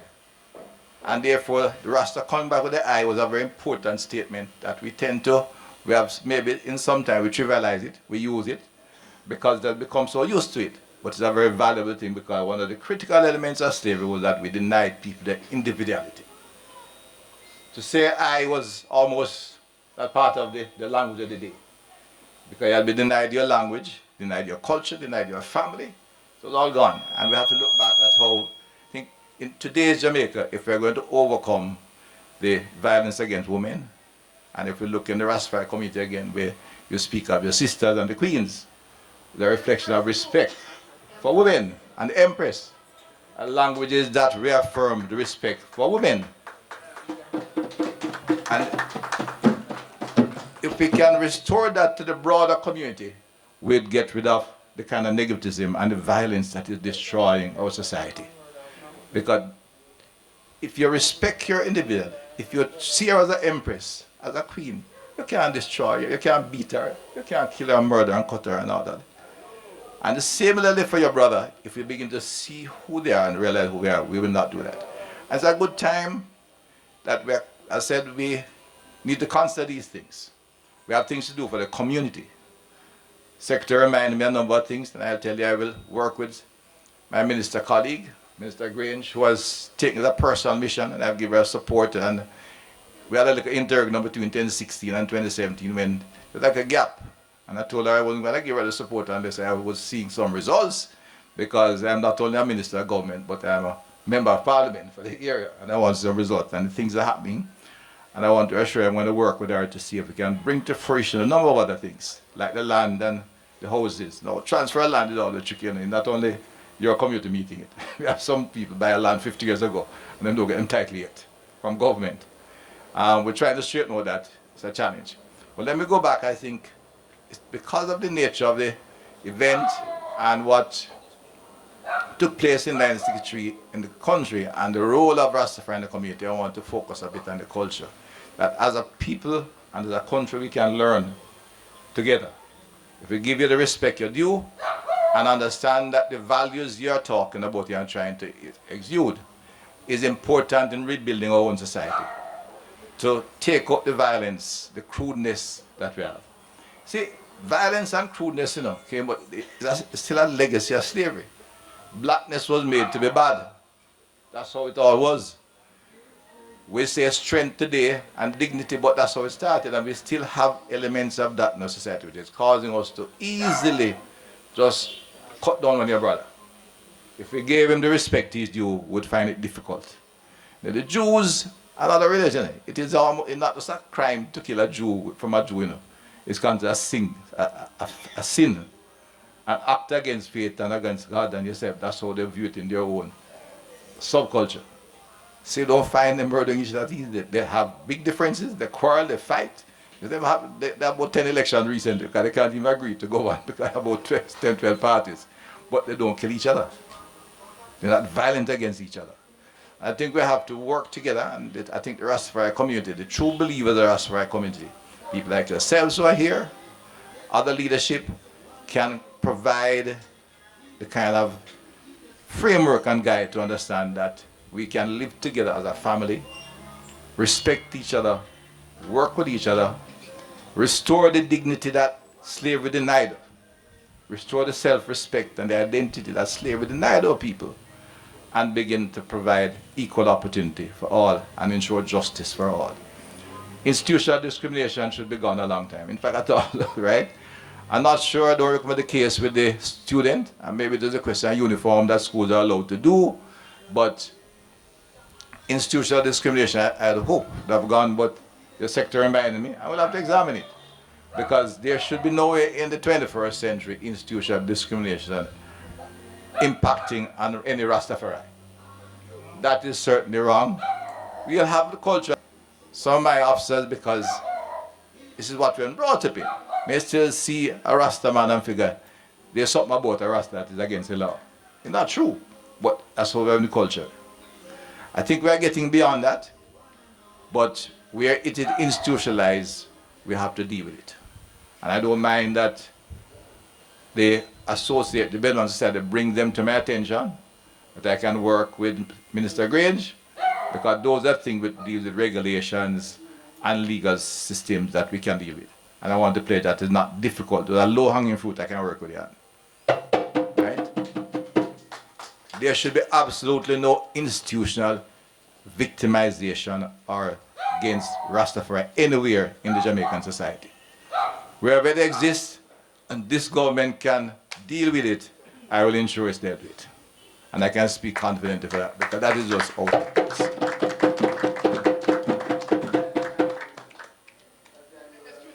Yeah. No, that was one. So I'm going to take the document from you. I'll ask you, and I will work with them. Yes, I'll certainly work. That is not at this point accepted in any way or form by this government. And I can certainly give that commitment on behalf of the government. The other things their culture said it has to do with that. And I want to note that your chairman, Rastafari, mentioned the question of education. And I will spend a little time on it because it's something that I'm working on at a national level with the Ministry of Education and other agencies, because a lot of the challenge you face as a part of the Jamaicans, as a Jamaican citizen who have chosen to be Rastafari, which is just like, we are Baptists, we have New Testament, we have Rastafari is a part of us, like a real citizen. But there's discrimination in areas because we have continued an education system which in particular damages our young people and especially young men. See, the fact of history, that the Baptist deacons were first teachers. Baptist deacons were the first people who sought to teach black people in an education, to read and write and think for themselves. And unfortunately, the first move to provide widespread education, it was, as a principle, was good.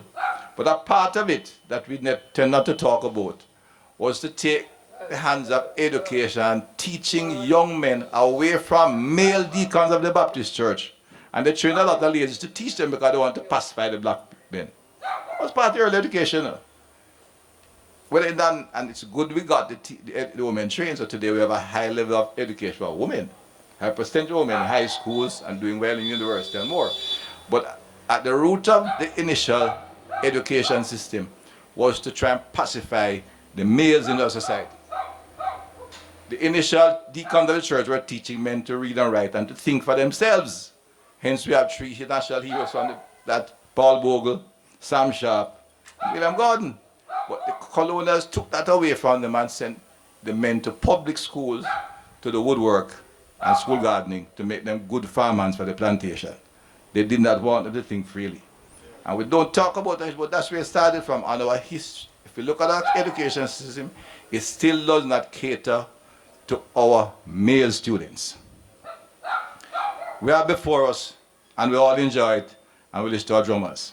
But in the Jamaican society, if you think of what music has done for Jamaica, you'll be amazed if you think about it. Anybody is looking at how come no primary school teach music. Ask yourself that here. There's no primary school, nowhere in the curriculum. Music is a part of Jamaica's education.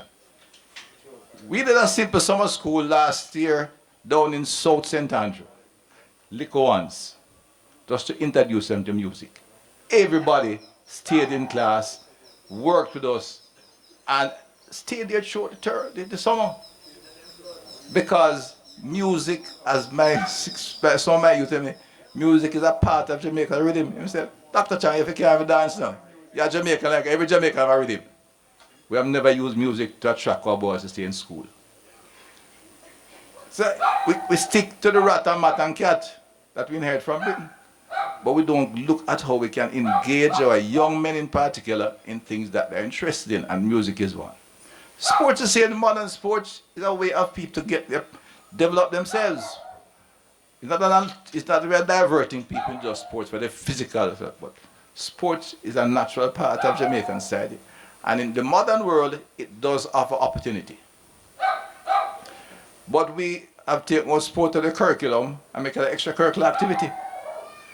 And if you go through the education system, and I found we don't cater to our young men. Right here in the constituency in Glendevon, we're at Glendevon School. When I did the checks a couple of years ago, the boys at grade 4 were all at grade 1 reading level. We had a good principal, separate them, we get the boys them breakfast and uniforms, because that's important, because some of people can't afford uniform. But critically again, I'm a computer lab.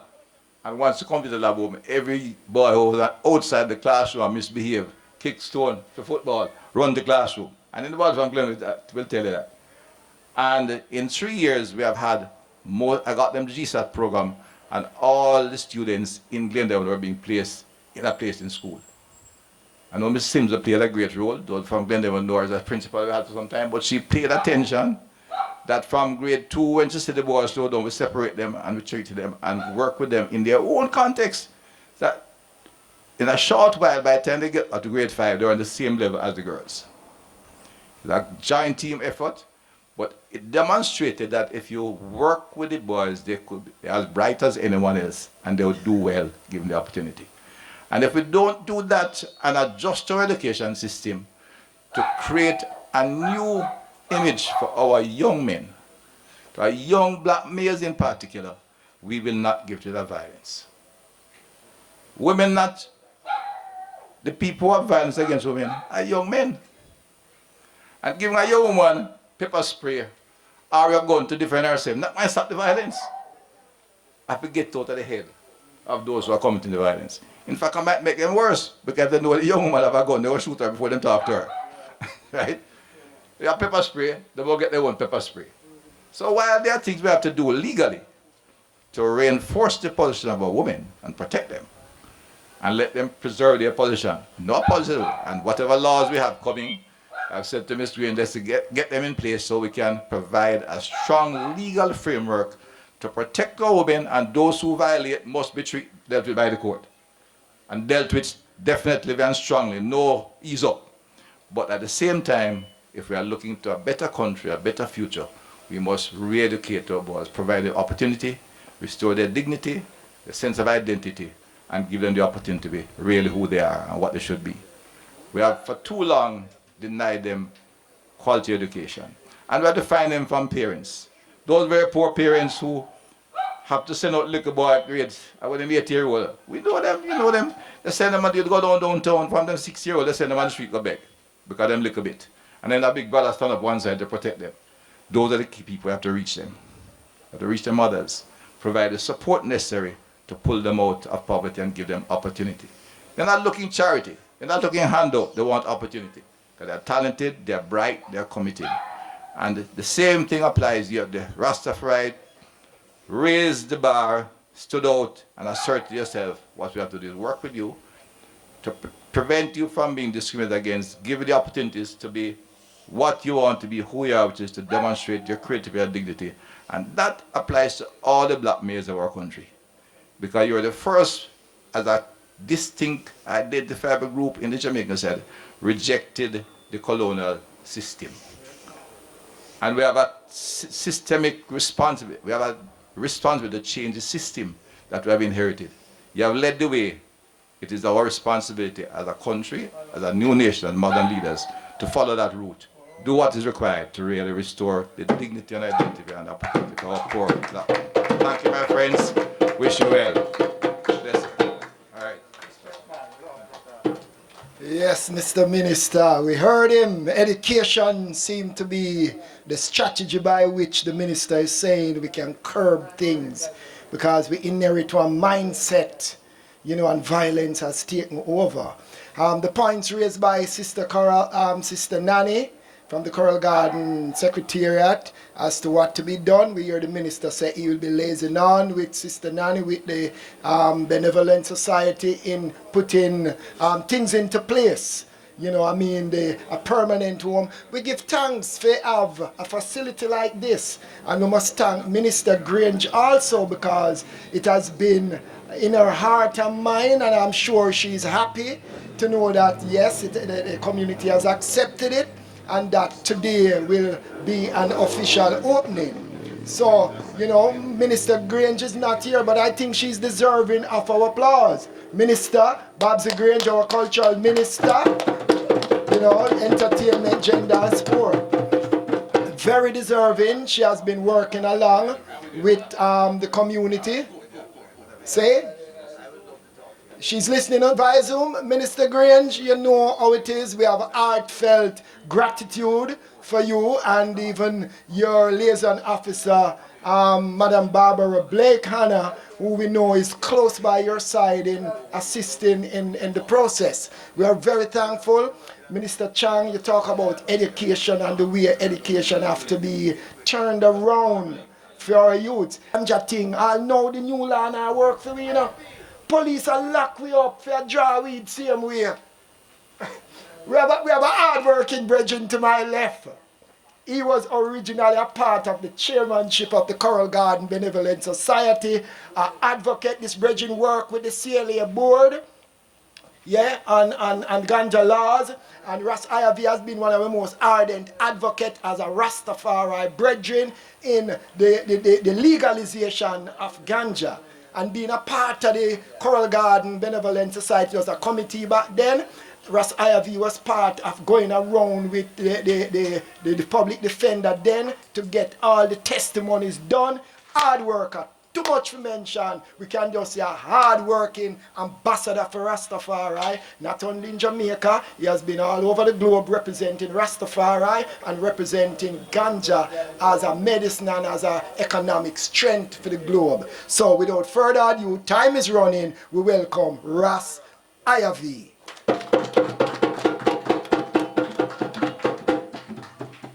Rastafari. Yeah, let me say first greetings to everyone in the name of His Majesty Haile Selassie Jah. Rastafari, in the name of our Empress Wazira Menen. In the name of all our mothers and fathers who have fought and died. In the name of all our brothers and sisters who are still fighting for equal rights and justice. Again, I answer greetings. I give thanks to be here and give thanks for everyone. I want to say big up to the Rastafari Coral Gardens Benevolent Society for at least ensuring that something meaningfully and beneficially have been done for the victims of the Coral Garden atrocity. Dr. Chang, I want to give thanks for having you here today as being National Security Minister. That ministry has a lot to do with the violation or the protection of Rastafari rights in Jamaica. As being a part, I used to be a part, still giving support to the Benevolent Society. One of my greatest concerns is, Mr. Chang, the continuous violation of Rastafari rights in Jamaica simply because of ganja. To be honest, I didn't know that you know so much of the colonial strategy that was applied to our community, our black community, by even the educational system that was established. But it is good to know that someone like you know these things and can come and say it, because it is the first time I am looking at it from that point of view. I always look at it from the point of view that the educational system take away the leadership from the grassroots people, offer them scholarship and position, and then forget where them come from. So, hearing you saying all of these things about the educational system, I give thanks. The educational system to me has failed our people. It has done some good, but largely it has failed, and I think it has been designed, one, to ensure that our black youths continue to come out and be servants or workers for the descendants of colonial masters and the big money people in Jamaica. I say that because when you travel Jamaica, you see a lot of black people in managerial position and some micro businesses, but when you check the economy as a whole, it is still in the hands of non-black people. So I don't think Jamaica as a country, or any country that is majority populated by black people, can be politically independent, Mr. Chang, without being economically independent. And the fact that the economy does not lie in the hands of the masses of our people, it is obvious that slavery continues in its own form.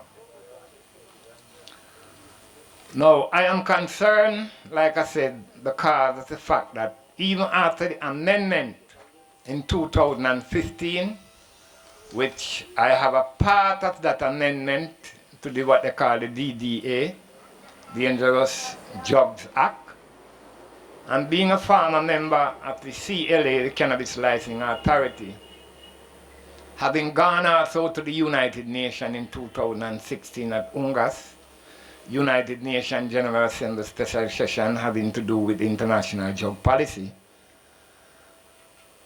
I am really concerned to know that in this, our 21st century, and in this 2021, 7 years after the amendment, Rastafari still experience harassment from police on the street and in their homes and on their farms.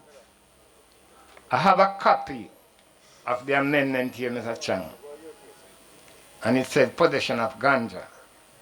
It says possession of 2 ounces or less of ganja is no longer an offense for which one can be arrested, charged and tried in court, and it will not result in a criminal record. 7. However, the police may issue a ticket to a person in possession of 2 ounces or less of ganja, similar to a traffic ticket, and the person would have 30 days to pay the sum of $500 at any tax office. I give thanks that no ticket has been written, no ticket book has been written up. So the police still can harass grassroots people, Rasta people, for a spliff. But I can tell you I want to go down to 10, skip 8 and 9. He said the rules against possession of ganja summarized at 7, 8 and 9 above do not apply to any of the following. Possession of ganja for religious purposes as a sacrament in adherence to the Rastafarian faith. Possession of ganja for medical or therapeutic purposes as recommended or prescribed by a registered medical doctor or other health practitioner or class of practitioners approved by the Minister of Health. Possession of ganja for purposes of scientific research that is conducted by an accredited tertiary institution or is approved by the Scientific Research Council, SRC. Possession of ganja pursuant to a license, authorization, or permit issued under the DDA. I think you ought to be very familiar with this, Mr. Chang, but I'm still going to leave this with you. All right? Now, just the other day, we have a young Rasta youth. I'm a past student at Monroe College. And he was held in his home for £1.5 pound of herb. Now, the fact that the amendment allows a household to grow 5 plants. What if each of those 5 plants give you 3 ounces or 4 ounces? That 5 plants would give you 15 ounces or 20 ounces. But he was told in a court of law in Southern Amar, I'm from Westmoreland, that he's not supposed to have more than 8 ounces in his possession in his home. I don't know if you know anything about that, Dr. Chang, but I certainly don't know anything about 8 ounces. As a matter of fact, where the amendment is concerned, there's no limit to which Rastafari can grow or have. But it's us to know or to use our discretion that we don't have 100 pound of herb or press up herb to go export and then expect it to be treated as sacramental. But the fact that the Rastafari community still goes through harassment. The other day, some years ago, one of our brethren has passed and in Bongo Beard was coming to the Nibing in Pitford. 10 pounds of herb was taken away from him. No record was made to the 14th to Barnett Street. And when we went down there, we were told by the police that no record is there. The police, obviously, they knew little or nothing about the amendment. We had to leave copies of the amendment with them. Just the other day, almost £1 pound of herb was taken from me by some policemen who gave me wrong name and wrong station.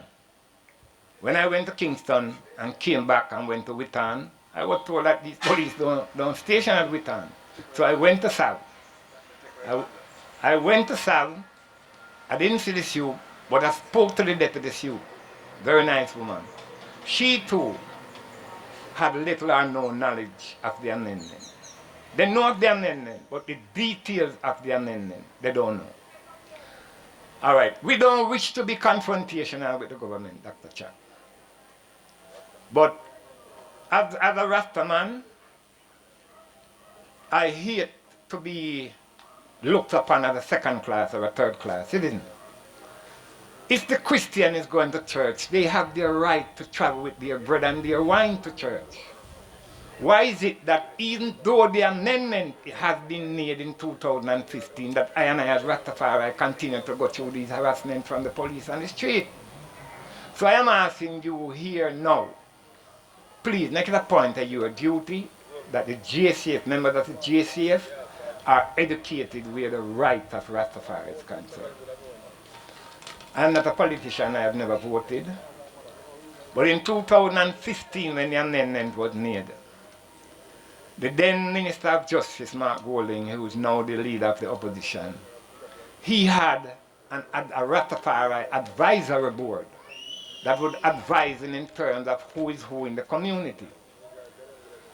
Now, when 2016 came February and the election and the GLP won, Mr. Chuck Delroy Chuck, the then now Minister of Justice, seemed to disregard that wholly and solely. That's why I was a part of that board. Sister Nanny was a part of that board. In my own conclusion, looking at the way in which the Minister of Justice has treated the Rastafari community, I think he has dealt with I and I in a very disrespectful way. And as such, I would ask, as your ministerial colleague, to remind him that, hey, Rastafari, we still have a right here, and the amendment, because like I said, we don't wish to be confrontational. We don't wish to take the street, even though we know COVID at the moment would prevent that.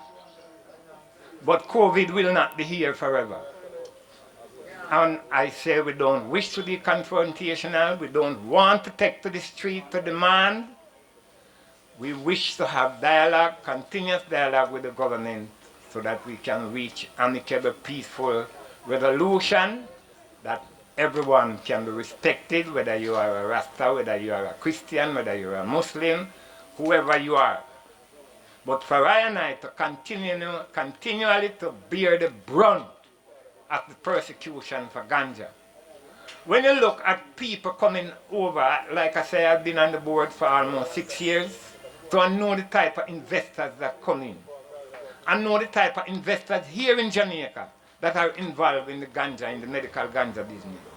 Some of these people are the very people who used to fight against Rastafari. Economically, I and I as Rastafari, we cannot afford unless we get some foreign investors to come invest with I and I. But at the same time, ganja was a part of the Rastafari and grassroots traditional industry. At the board level, we came up with the ADP, the Alternative Development Program, which was geared towards grassroots people. We haven't seen the rollout of that program in an effective manner. I'm just relating to you because we're talking about education, talking about violence, talking about deprivation.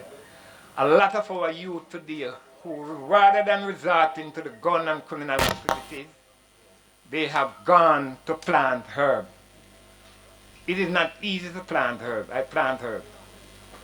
And when you see these youths plant their herb, they are in the hills for 3 months, 4 months, only to know that the police is going to come or the cutter is going to come and cut down these people's herb. They don't know where the next cent is coming from. The government cannot provide enough employment for these youths.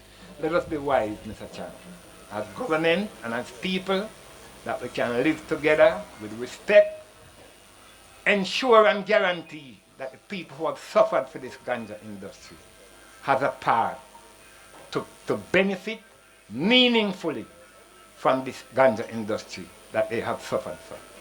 So again I say,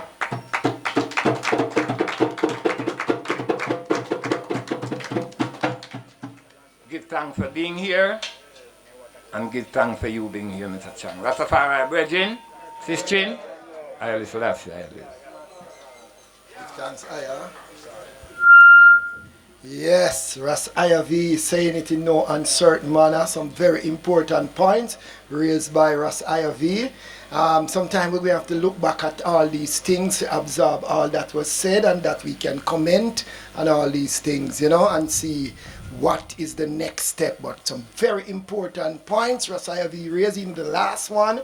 Them youths will decide to put on the gun and to go farm, and when them farm, a man come cut it down and them lose everything. It's like, yeah, say to them, say, you go back to where you did that, because you did that earn from that. That makes sense to come here, so we have to find a way to turn the minds of these youth and put them to productive use. So we give thanks. Well said, IOV, we give thanks, Rastafari. Yes, beloved, so we come to our honorable minister. You know, more time, I always like women in positions, you know, because they are the nurturer. Women tends to be the one who will find that care, that love, that compassion. And we have a sister as our Minister of Culture, Entertainment, Sport and Gender. We have to give thanks for her role. And looking at this center today, we understand that yes, this has been a thought of hers to ensure that this is a start, that we have a facility. I am pleased to be here today to see that we have a start. I'm looking at my elders and they look at home, very comfortable. Spoke to the nurse earlier and see that she's speaking of their health care and providing them with the kind of meals, from a staff that is here. So we give thanks and we understand that our Honorable Minister was integral in making this possible. We thank her for her patience because she should have spoken a long time earlier, like many of us. We started a little late due to technical difficulties, and the world is awaiting our Honorable Minister, ones from South Africa, England, Canada, America, the Caribbean, even in the Hispanic community. Our Rastafari brothers and sisters are tuning in to what is happening here in Jamaica. Many examples have been set outside of Jamaica that is even beyond what the government is doing for Rasta here on the island. Other governments are doing greater than what the parent country is doing for Rastafari. And Jamaica must really pull up them socks. Madam Grange, we are thankful that you have waited patiently. And without further ado, we want to ask each and every one here to just give a rousing applause and welcome Minister Grange to the platform. Well, I just want to greet my brother, the Minister of National Security, and to greet all my Rasta brethren and sisters, and to say I'm happy to join you. I've been watching and you're doing great, and it's a proud day for me. It's a proud day for your Member of Parliament. It's a proud day for the Rastafari Coral Gardens Benevolent Society, and I know it's a particularly proud day for Rastafari. On April 17 in 2017, Prime Minister Andrew Holness made a groundbreaking statement in Parliament, issuing an apology to the nation and to the Rastafari population for what had been done in 1963, and announcing the setting up of a trust fund as compensation to the survivors of the Coral Gardens Massacre and the injustices that were meted out to Rastafari brethren. And today, what we're celebrating is as a result of the fact that the state recognized the injustice and is doing right by it. The government commissioned an in-depth study by the public defender after the Prime Minister announced and made his apology about the setting up of the trust fund and made his apology. And so the public defender identified 37 survivors to whom reparations should be paid. And of course, several meetings were held with the Administrator General, and we have finally gotten the trust fund up and running, and payments and disbursements of funds have been taking place. So in fulfillment of the government's commitment, in December 2019, as minister, I signed over the sum of $13 million as a first annual contribution for the setting up of the trust fund by the Administrator General. And those funds to be administered with oversight from the Rastafari Coral Gardens Benevolent Society. I instructed that the elders, the survivors, who were really facing hard times, to be visited by our cultural liaison, Sister Barbara Blake Tanner. And on September 29th, in 2019, Sister Barbara Blake Tanner visited and went on a tour with Ross Brown to see the medical and living conditions of the survivors. They visited 5 of the survivors: Bunga Isaacs, Cleveland Brown, Othniel Clark, Winston Ferguson, and Bunga Lloyd. And these were persons who the society felt were most in need of special care. Sister Barbara, after her visit, reported, and I'm going to her words, she said, visiting these elders was one of the most heart-rending experiences of my life. They all need personal care in the company of caring people. Following up on Sister Barbara's report, I got the approval of Cabinet to secure funding to put the survivors in a home with paid caretakers under the supervision of a doctor and the Social Services Division, where they would be cared for and assisted for the rest of their lives in as much comfort, health, and loving care possible in the company of others like them who share a mutual lifestyle and Rastafari faith. All of this being done jointly with your Member of Parliament, the Honorable Horace Chan. As Minister, I take these matters affecting you all very seriously. Therefore, 57 years after the Coral Gardens incident, the establishment of the Coral Gardens Elder Care Home has become a reality, and one of the steps taken by the Honorable Government of Jamaica through your Member of Parliament, with me as your Minister of Culture, Sister Barbara Blake Hanna, and the rest of my team to pay reparations to the victims who survived the aftermath of that notorious blot on Jamaican history. The setting up of the Elders' Home to accommodate survivors in poor health was necessary, and we ensured that the funding was provided and that these funds were to be provided annually to deliver medical care, to deliver food, to deliver supervision of the Elders' Home. And the Rastafari Coral Gardens Benevolent Society will see to the management of the funds, the operation of the home, and the care of the elderly. It is commendable. The Benevolent Society and the work of the Benevolent Society is commendable.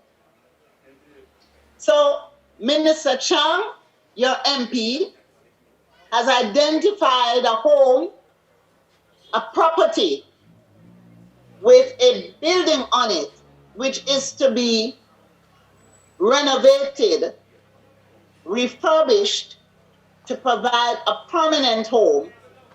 And also, Minister Chang has identified a space to provide office for the Rastafari Coral Gardens Benevolent Society. The building that is now occupied is rented, but in the future, there will be a permanent home. In order to get things going, we also contacted Food for the Poor, who under the directorship of Mr. Craigmore Solomon provided 4 special wheelchairs for use by the elders.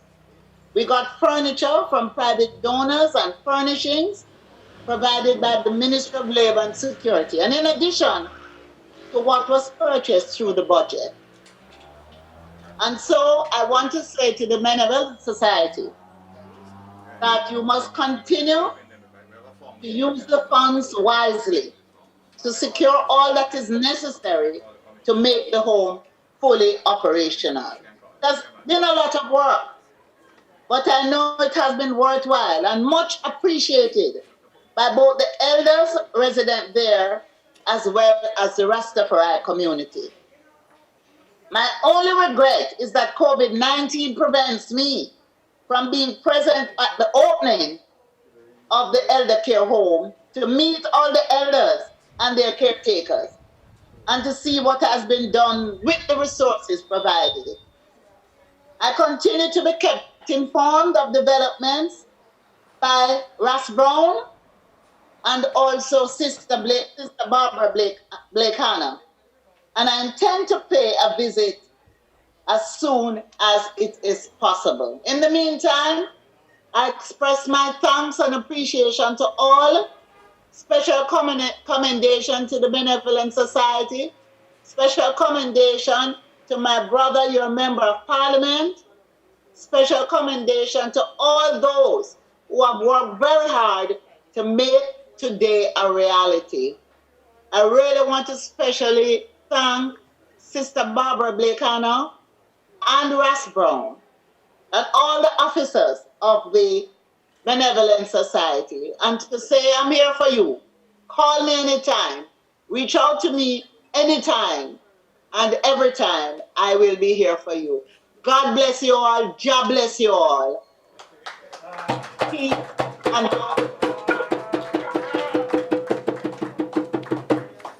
Thank you. Thank you, Honorable Minister. Thanks a million. And as you say, Queen, your Herald Queen Africa sound, call me anytime. I'm ready to roll. So we give thanks. Yes, madam. You take care of a blessed night. And we are always thankful for your participation in this endeavor. Yeah? Love and blessings. Blessings and one love. Nice. Hey, Madam Barbara, I hear your voice in the background. Enough love. That was so wonderful. I've been watching the whole day's presentation so far, and I'm just so happy. Thank you. Much love. Keep up the good work, all of you, Rastafari Coral Gardens Benevolent Society. Minister Grange is there for you, trust me, all the way. So lovely. With you by her side, I know she's well guided and guarded. So, have a blessed night. Love you, brother. Likewise. Yes, all right. Enough love. So I think I see a ribbon there right now. So, Brother Brown, is it time for us to be prepared for this opening? We can just go and roll the chants, but are we ready to open? No. Can we come a little closer? We're officially going to have Dr. Chang cut the ribbon into the entry. So just before you use the scissors, Mr. Chang, Honorable Minister, don't cut us yet. Don't cut us yet. We just want to give thanks. We would just want to give thanks unto the Almighty, our Divine Majesty, the conquering Lion of Judah, Emperor Haile Selassie I. We are on the eve of the birthday, of the birthday of Her Imperial Majesty, the wife of Emperor Haile Selassie I, Empress Menen.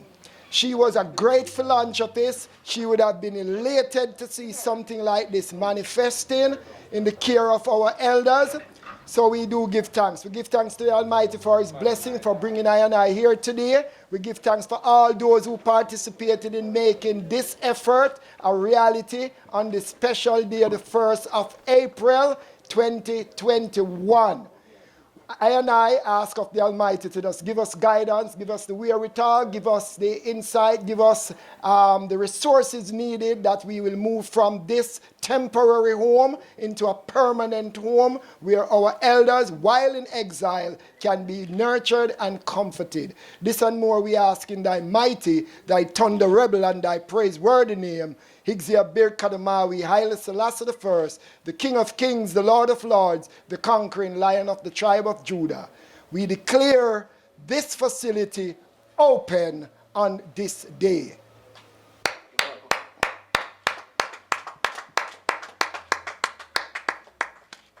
Yeah.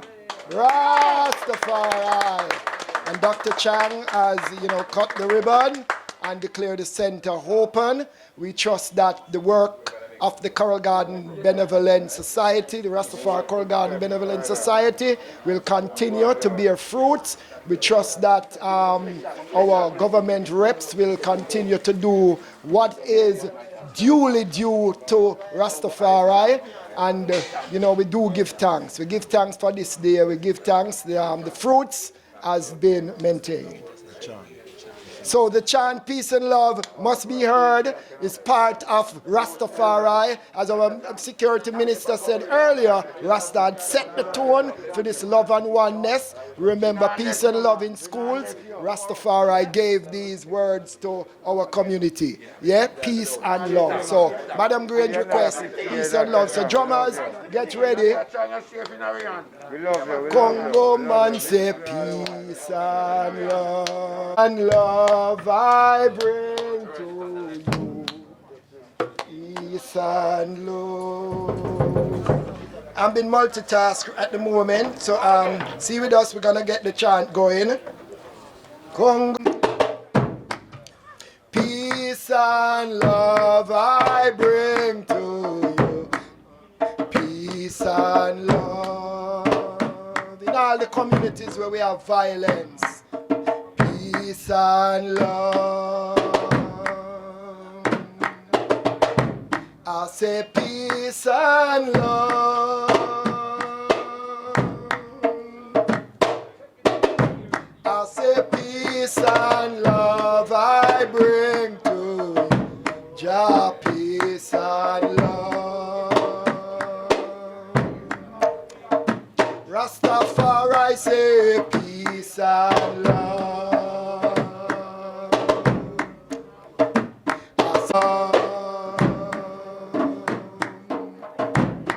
The Rasta man say peace and love.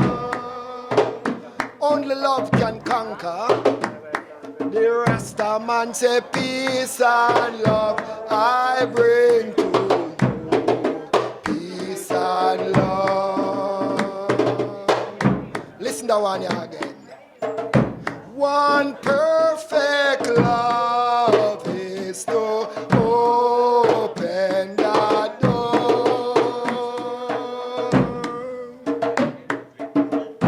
Yes, I love to welcome Rastafari on the way.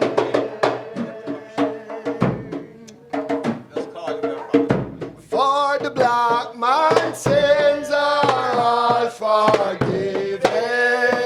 I home is in Mount Zion.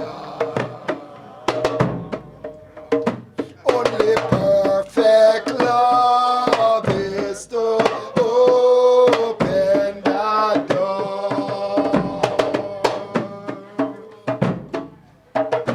One perfect love is to open the door.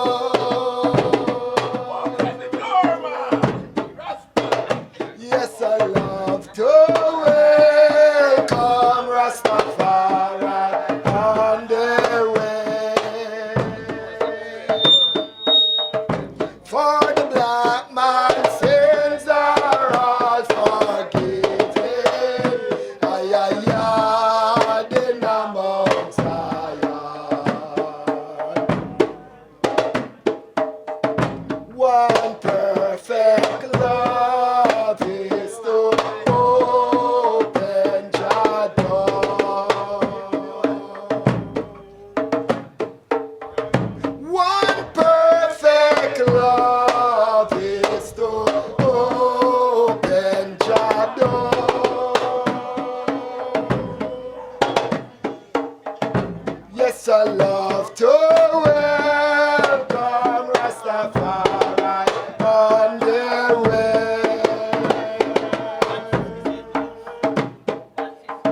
For the black man's sins are all forgiven.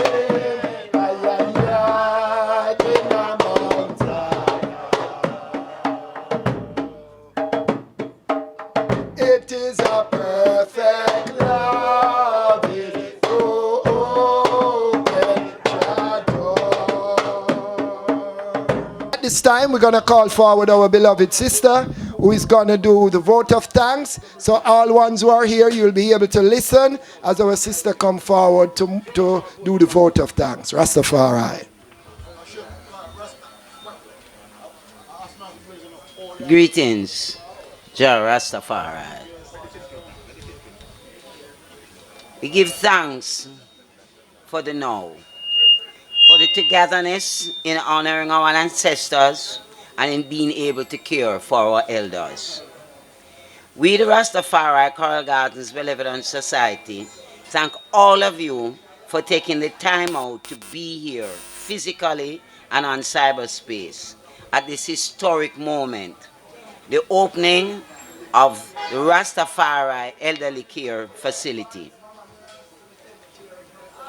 Thanks to the speakers, the first set, the elders. I've been coming to this function, the Coral Gardens commemoration of the atrocities to Rastafari for a number of years, from 1995. I remember the first time it was at the roundabout. There was a roundabout. What's the name of that place? Right at the highway, where they now have the highway. Amphitheater was the best place. And what I can say, coming for all these years, what I can say to the elders who spoke today, the survivors of the atrocities of 1963, is that I see health in them. The difference today than it was in 1996, although we are reminded of what happened, the elders today are not wearing it. And when I say not wearing it, I mean they came with a message, all three of them. They came with a message because the strength and their conviction in 1963 that made them get over that is what have them at 80-something years old today, standing tall, head all here, delivering a message to the young. That message of conviction and that message of love. Because they spoke about the love that was around them, that protected them at times, and they protect their conviction that carried them through the beatings that they suffered. And I give thanks. Elders, I give thanks. Thanks to the speakers, Minister Olivia Grange, Dr. Horace Chang. Sorry could not hear Sister Catherine, because I know that she would be very informative as well. Ras Miguel Lorne, Ras Ivy, Ja Ivy, Ras Ivy, MC. I found all the speakers, everyone came together and put the Benevolent Society on a strong footing to move forward from this point. Thanks to all, and there are so many who over the years, from 1999 was the first, 1990, the first set of Rastafari who started the movement, read the Coral Gardens atrocity that was carried through. They, from then to now, all of us who worked in it, to the caregivers who are presently in the home, have contributed to this day being a historic moment. It has been a long road, but the journey continues. For this is just the beginning. The opening of this home is just the beginning. And as we move ahead, we look forward to the continued support of all in our move for an hopeful and respected life and walk as Rastafari. Blessed be. Give thanks. For we will never forget Coral Garden incident, Coral Garden incident, Coral Garden incident.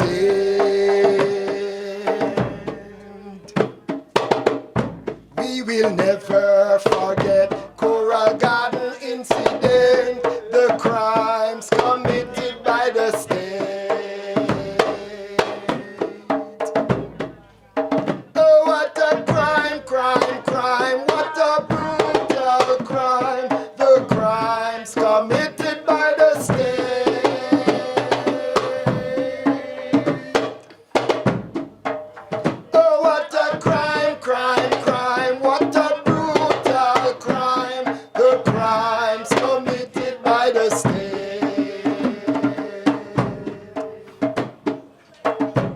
Babylon beat we with them baton and them kick we with them boots. Them cut off with locks and some with them shoes.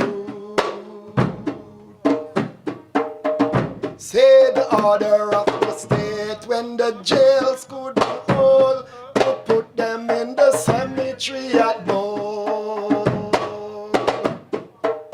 Oh, what a crime, crime, crime, what a brutal crime. The crimes committed by the state. Oh, what a crime, crime, crime, what a brutal crime. The crimes committed by the state. Bongo Isaac. 50 years gone by, and many still a cry, still a feel the pain, yes, still a feel the strain. 50 years gone by, and the powers that be don't pay for the atrocity. Oh, what a crime, crime, crime, what a brutal crime. The crimes committed by the state. Never again. Oh, what a crime, crime, crime, what a brutal crime. The crime committed by the state. The dawning of a new day. But Friday 63, a time in history that we must ensure don't come knocking at our doors. But Friday 63, I am sure you all agree, again will never be. In closing, everyone, oh, what a crime, crime, crime, what a brutal crime. The crimes committed by the state. Oh, what a crime, crime, crime, what a brutal crime. The crimes committed by the state. The crime, crime, crime, what a brutal crime. The crimes committed by the state.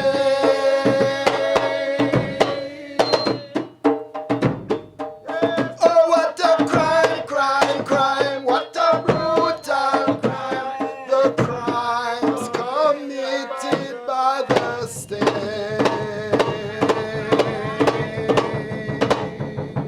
So let the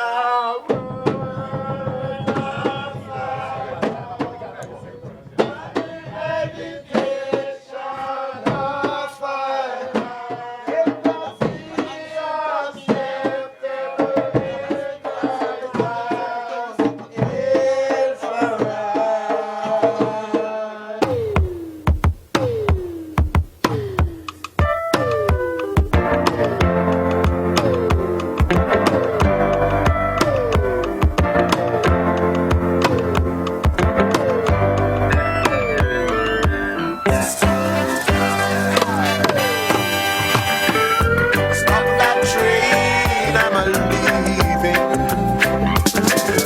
Stop that train.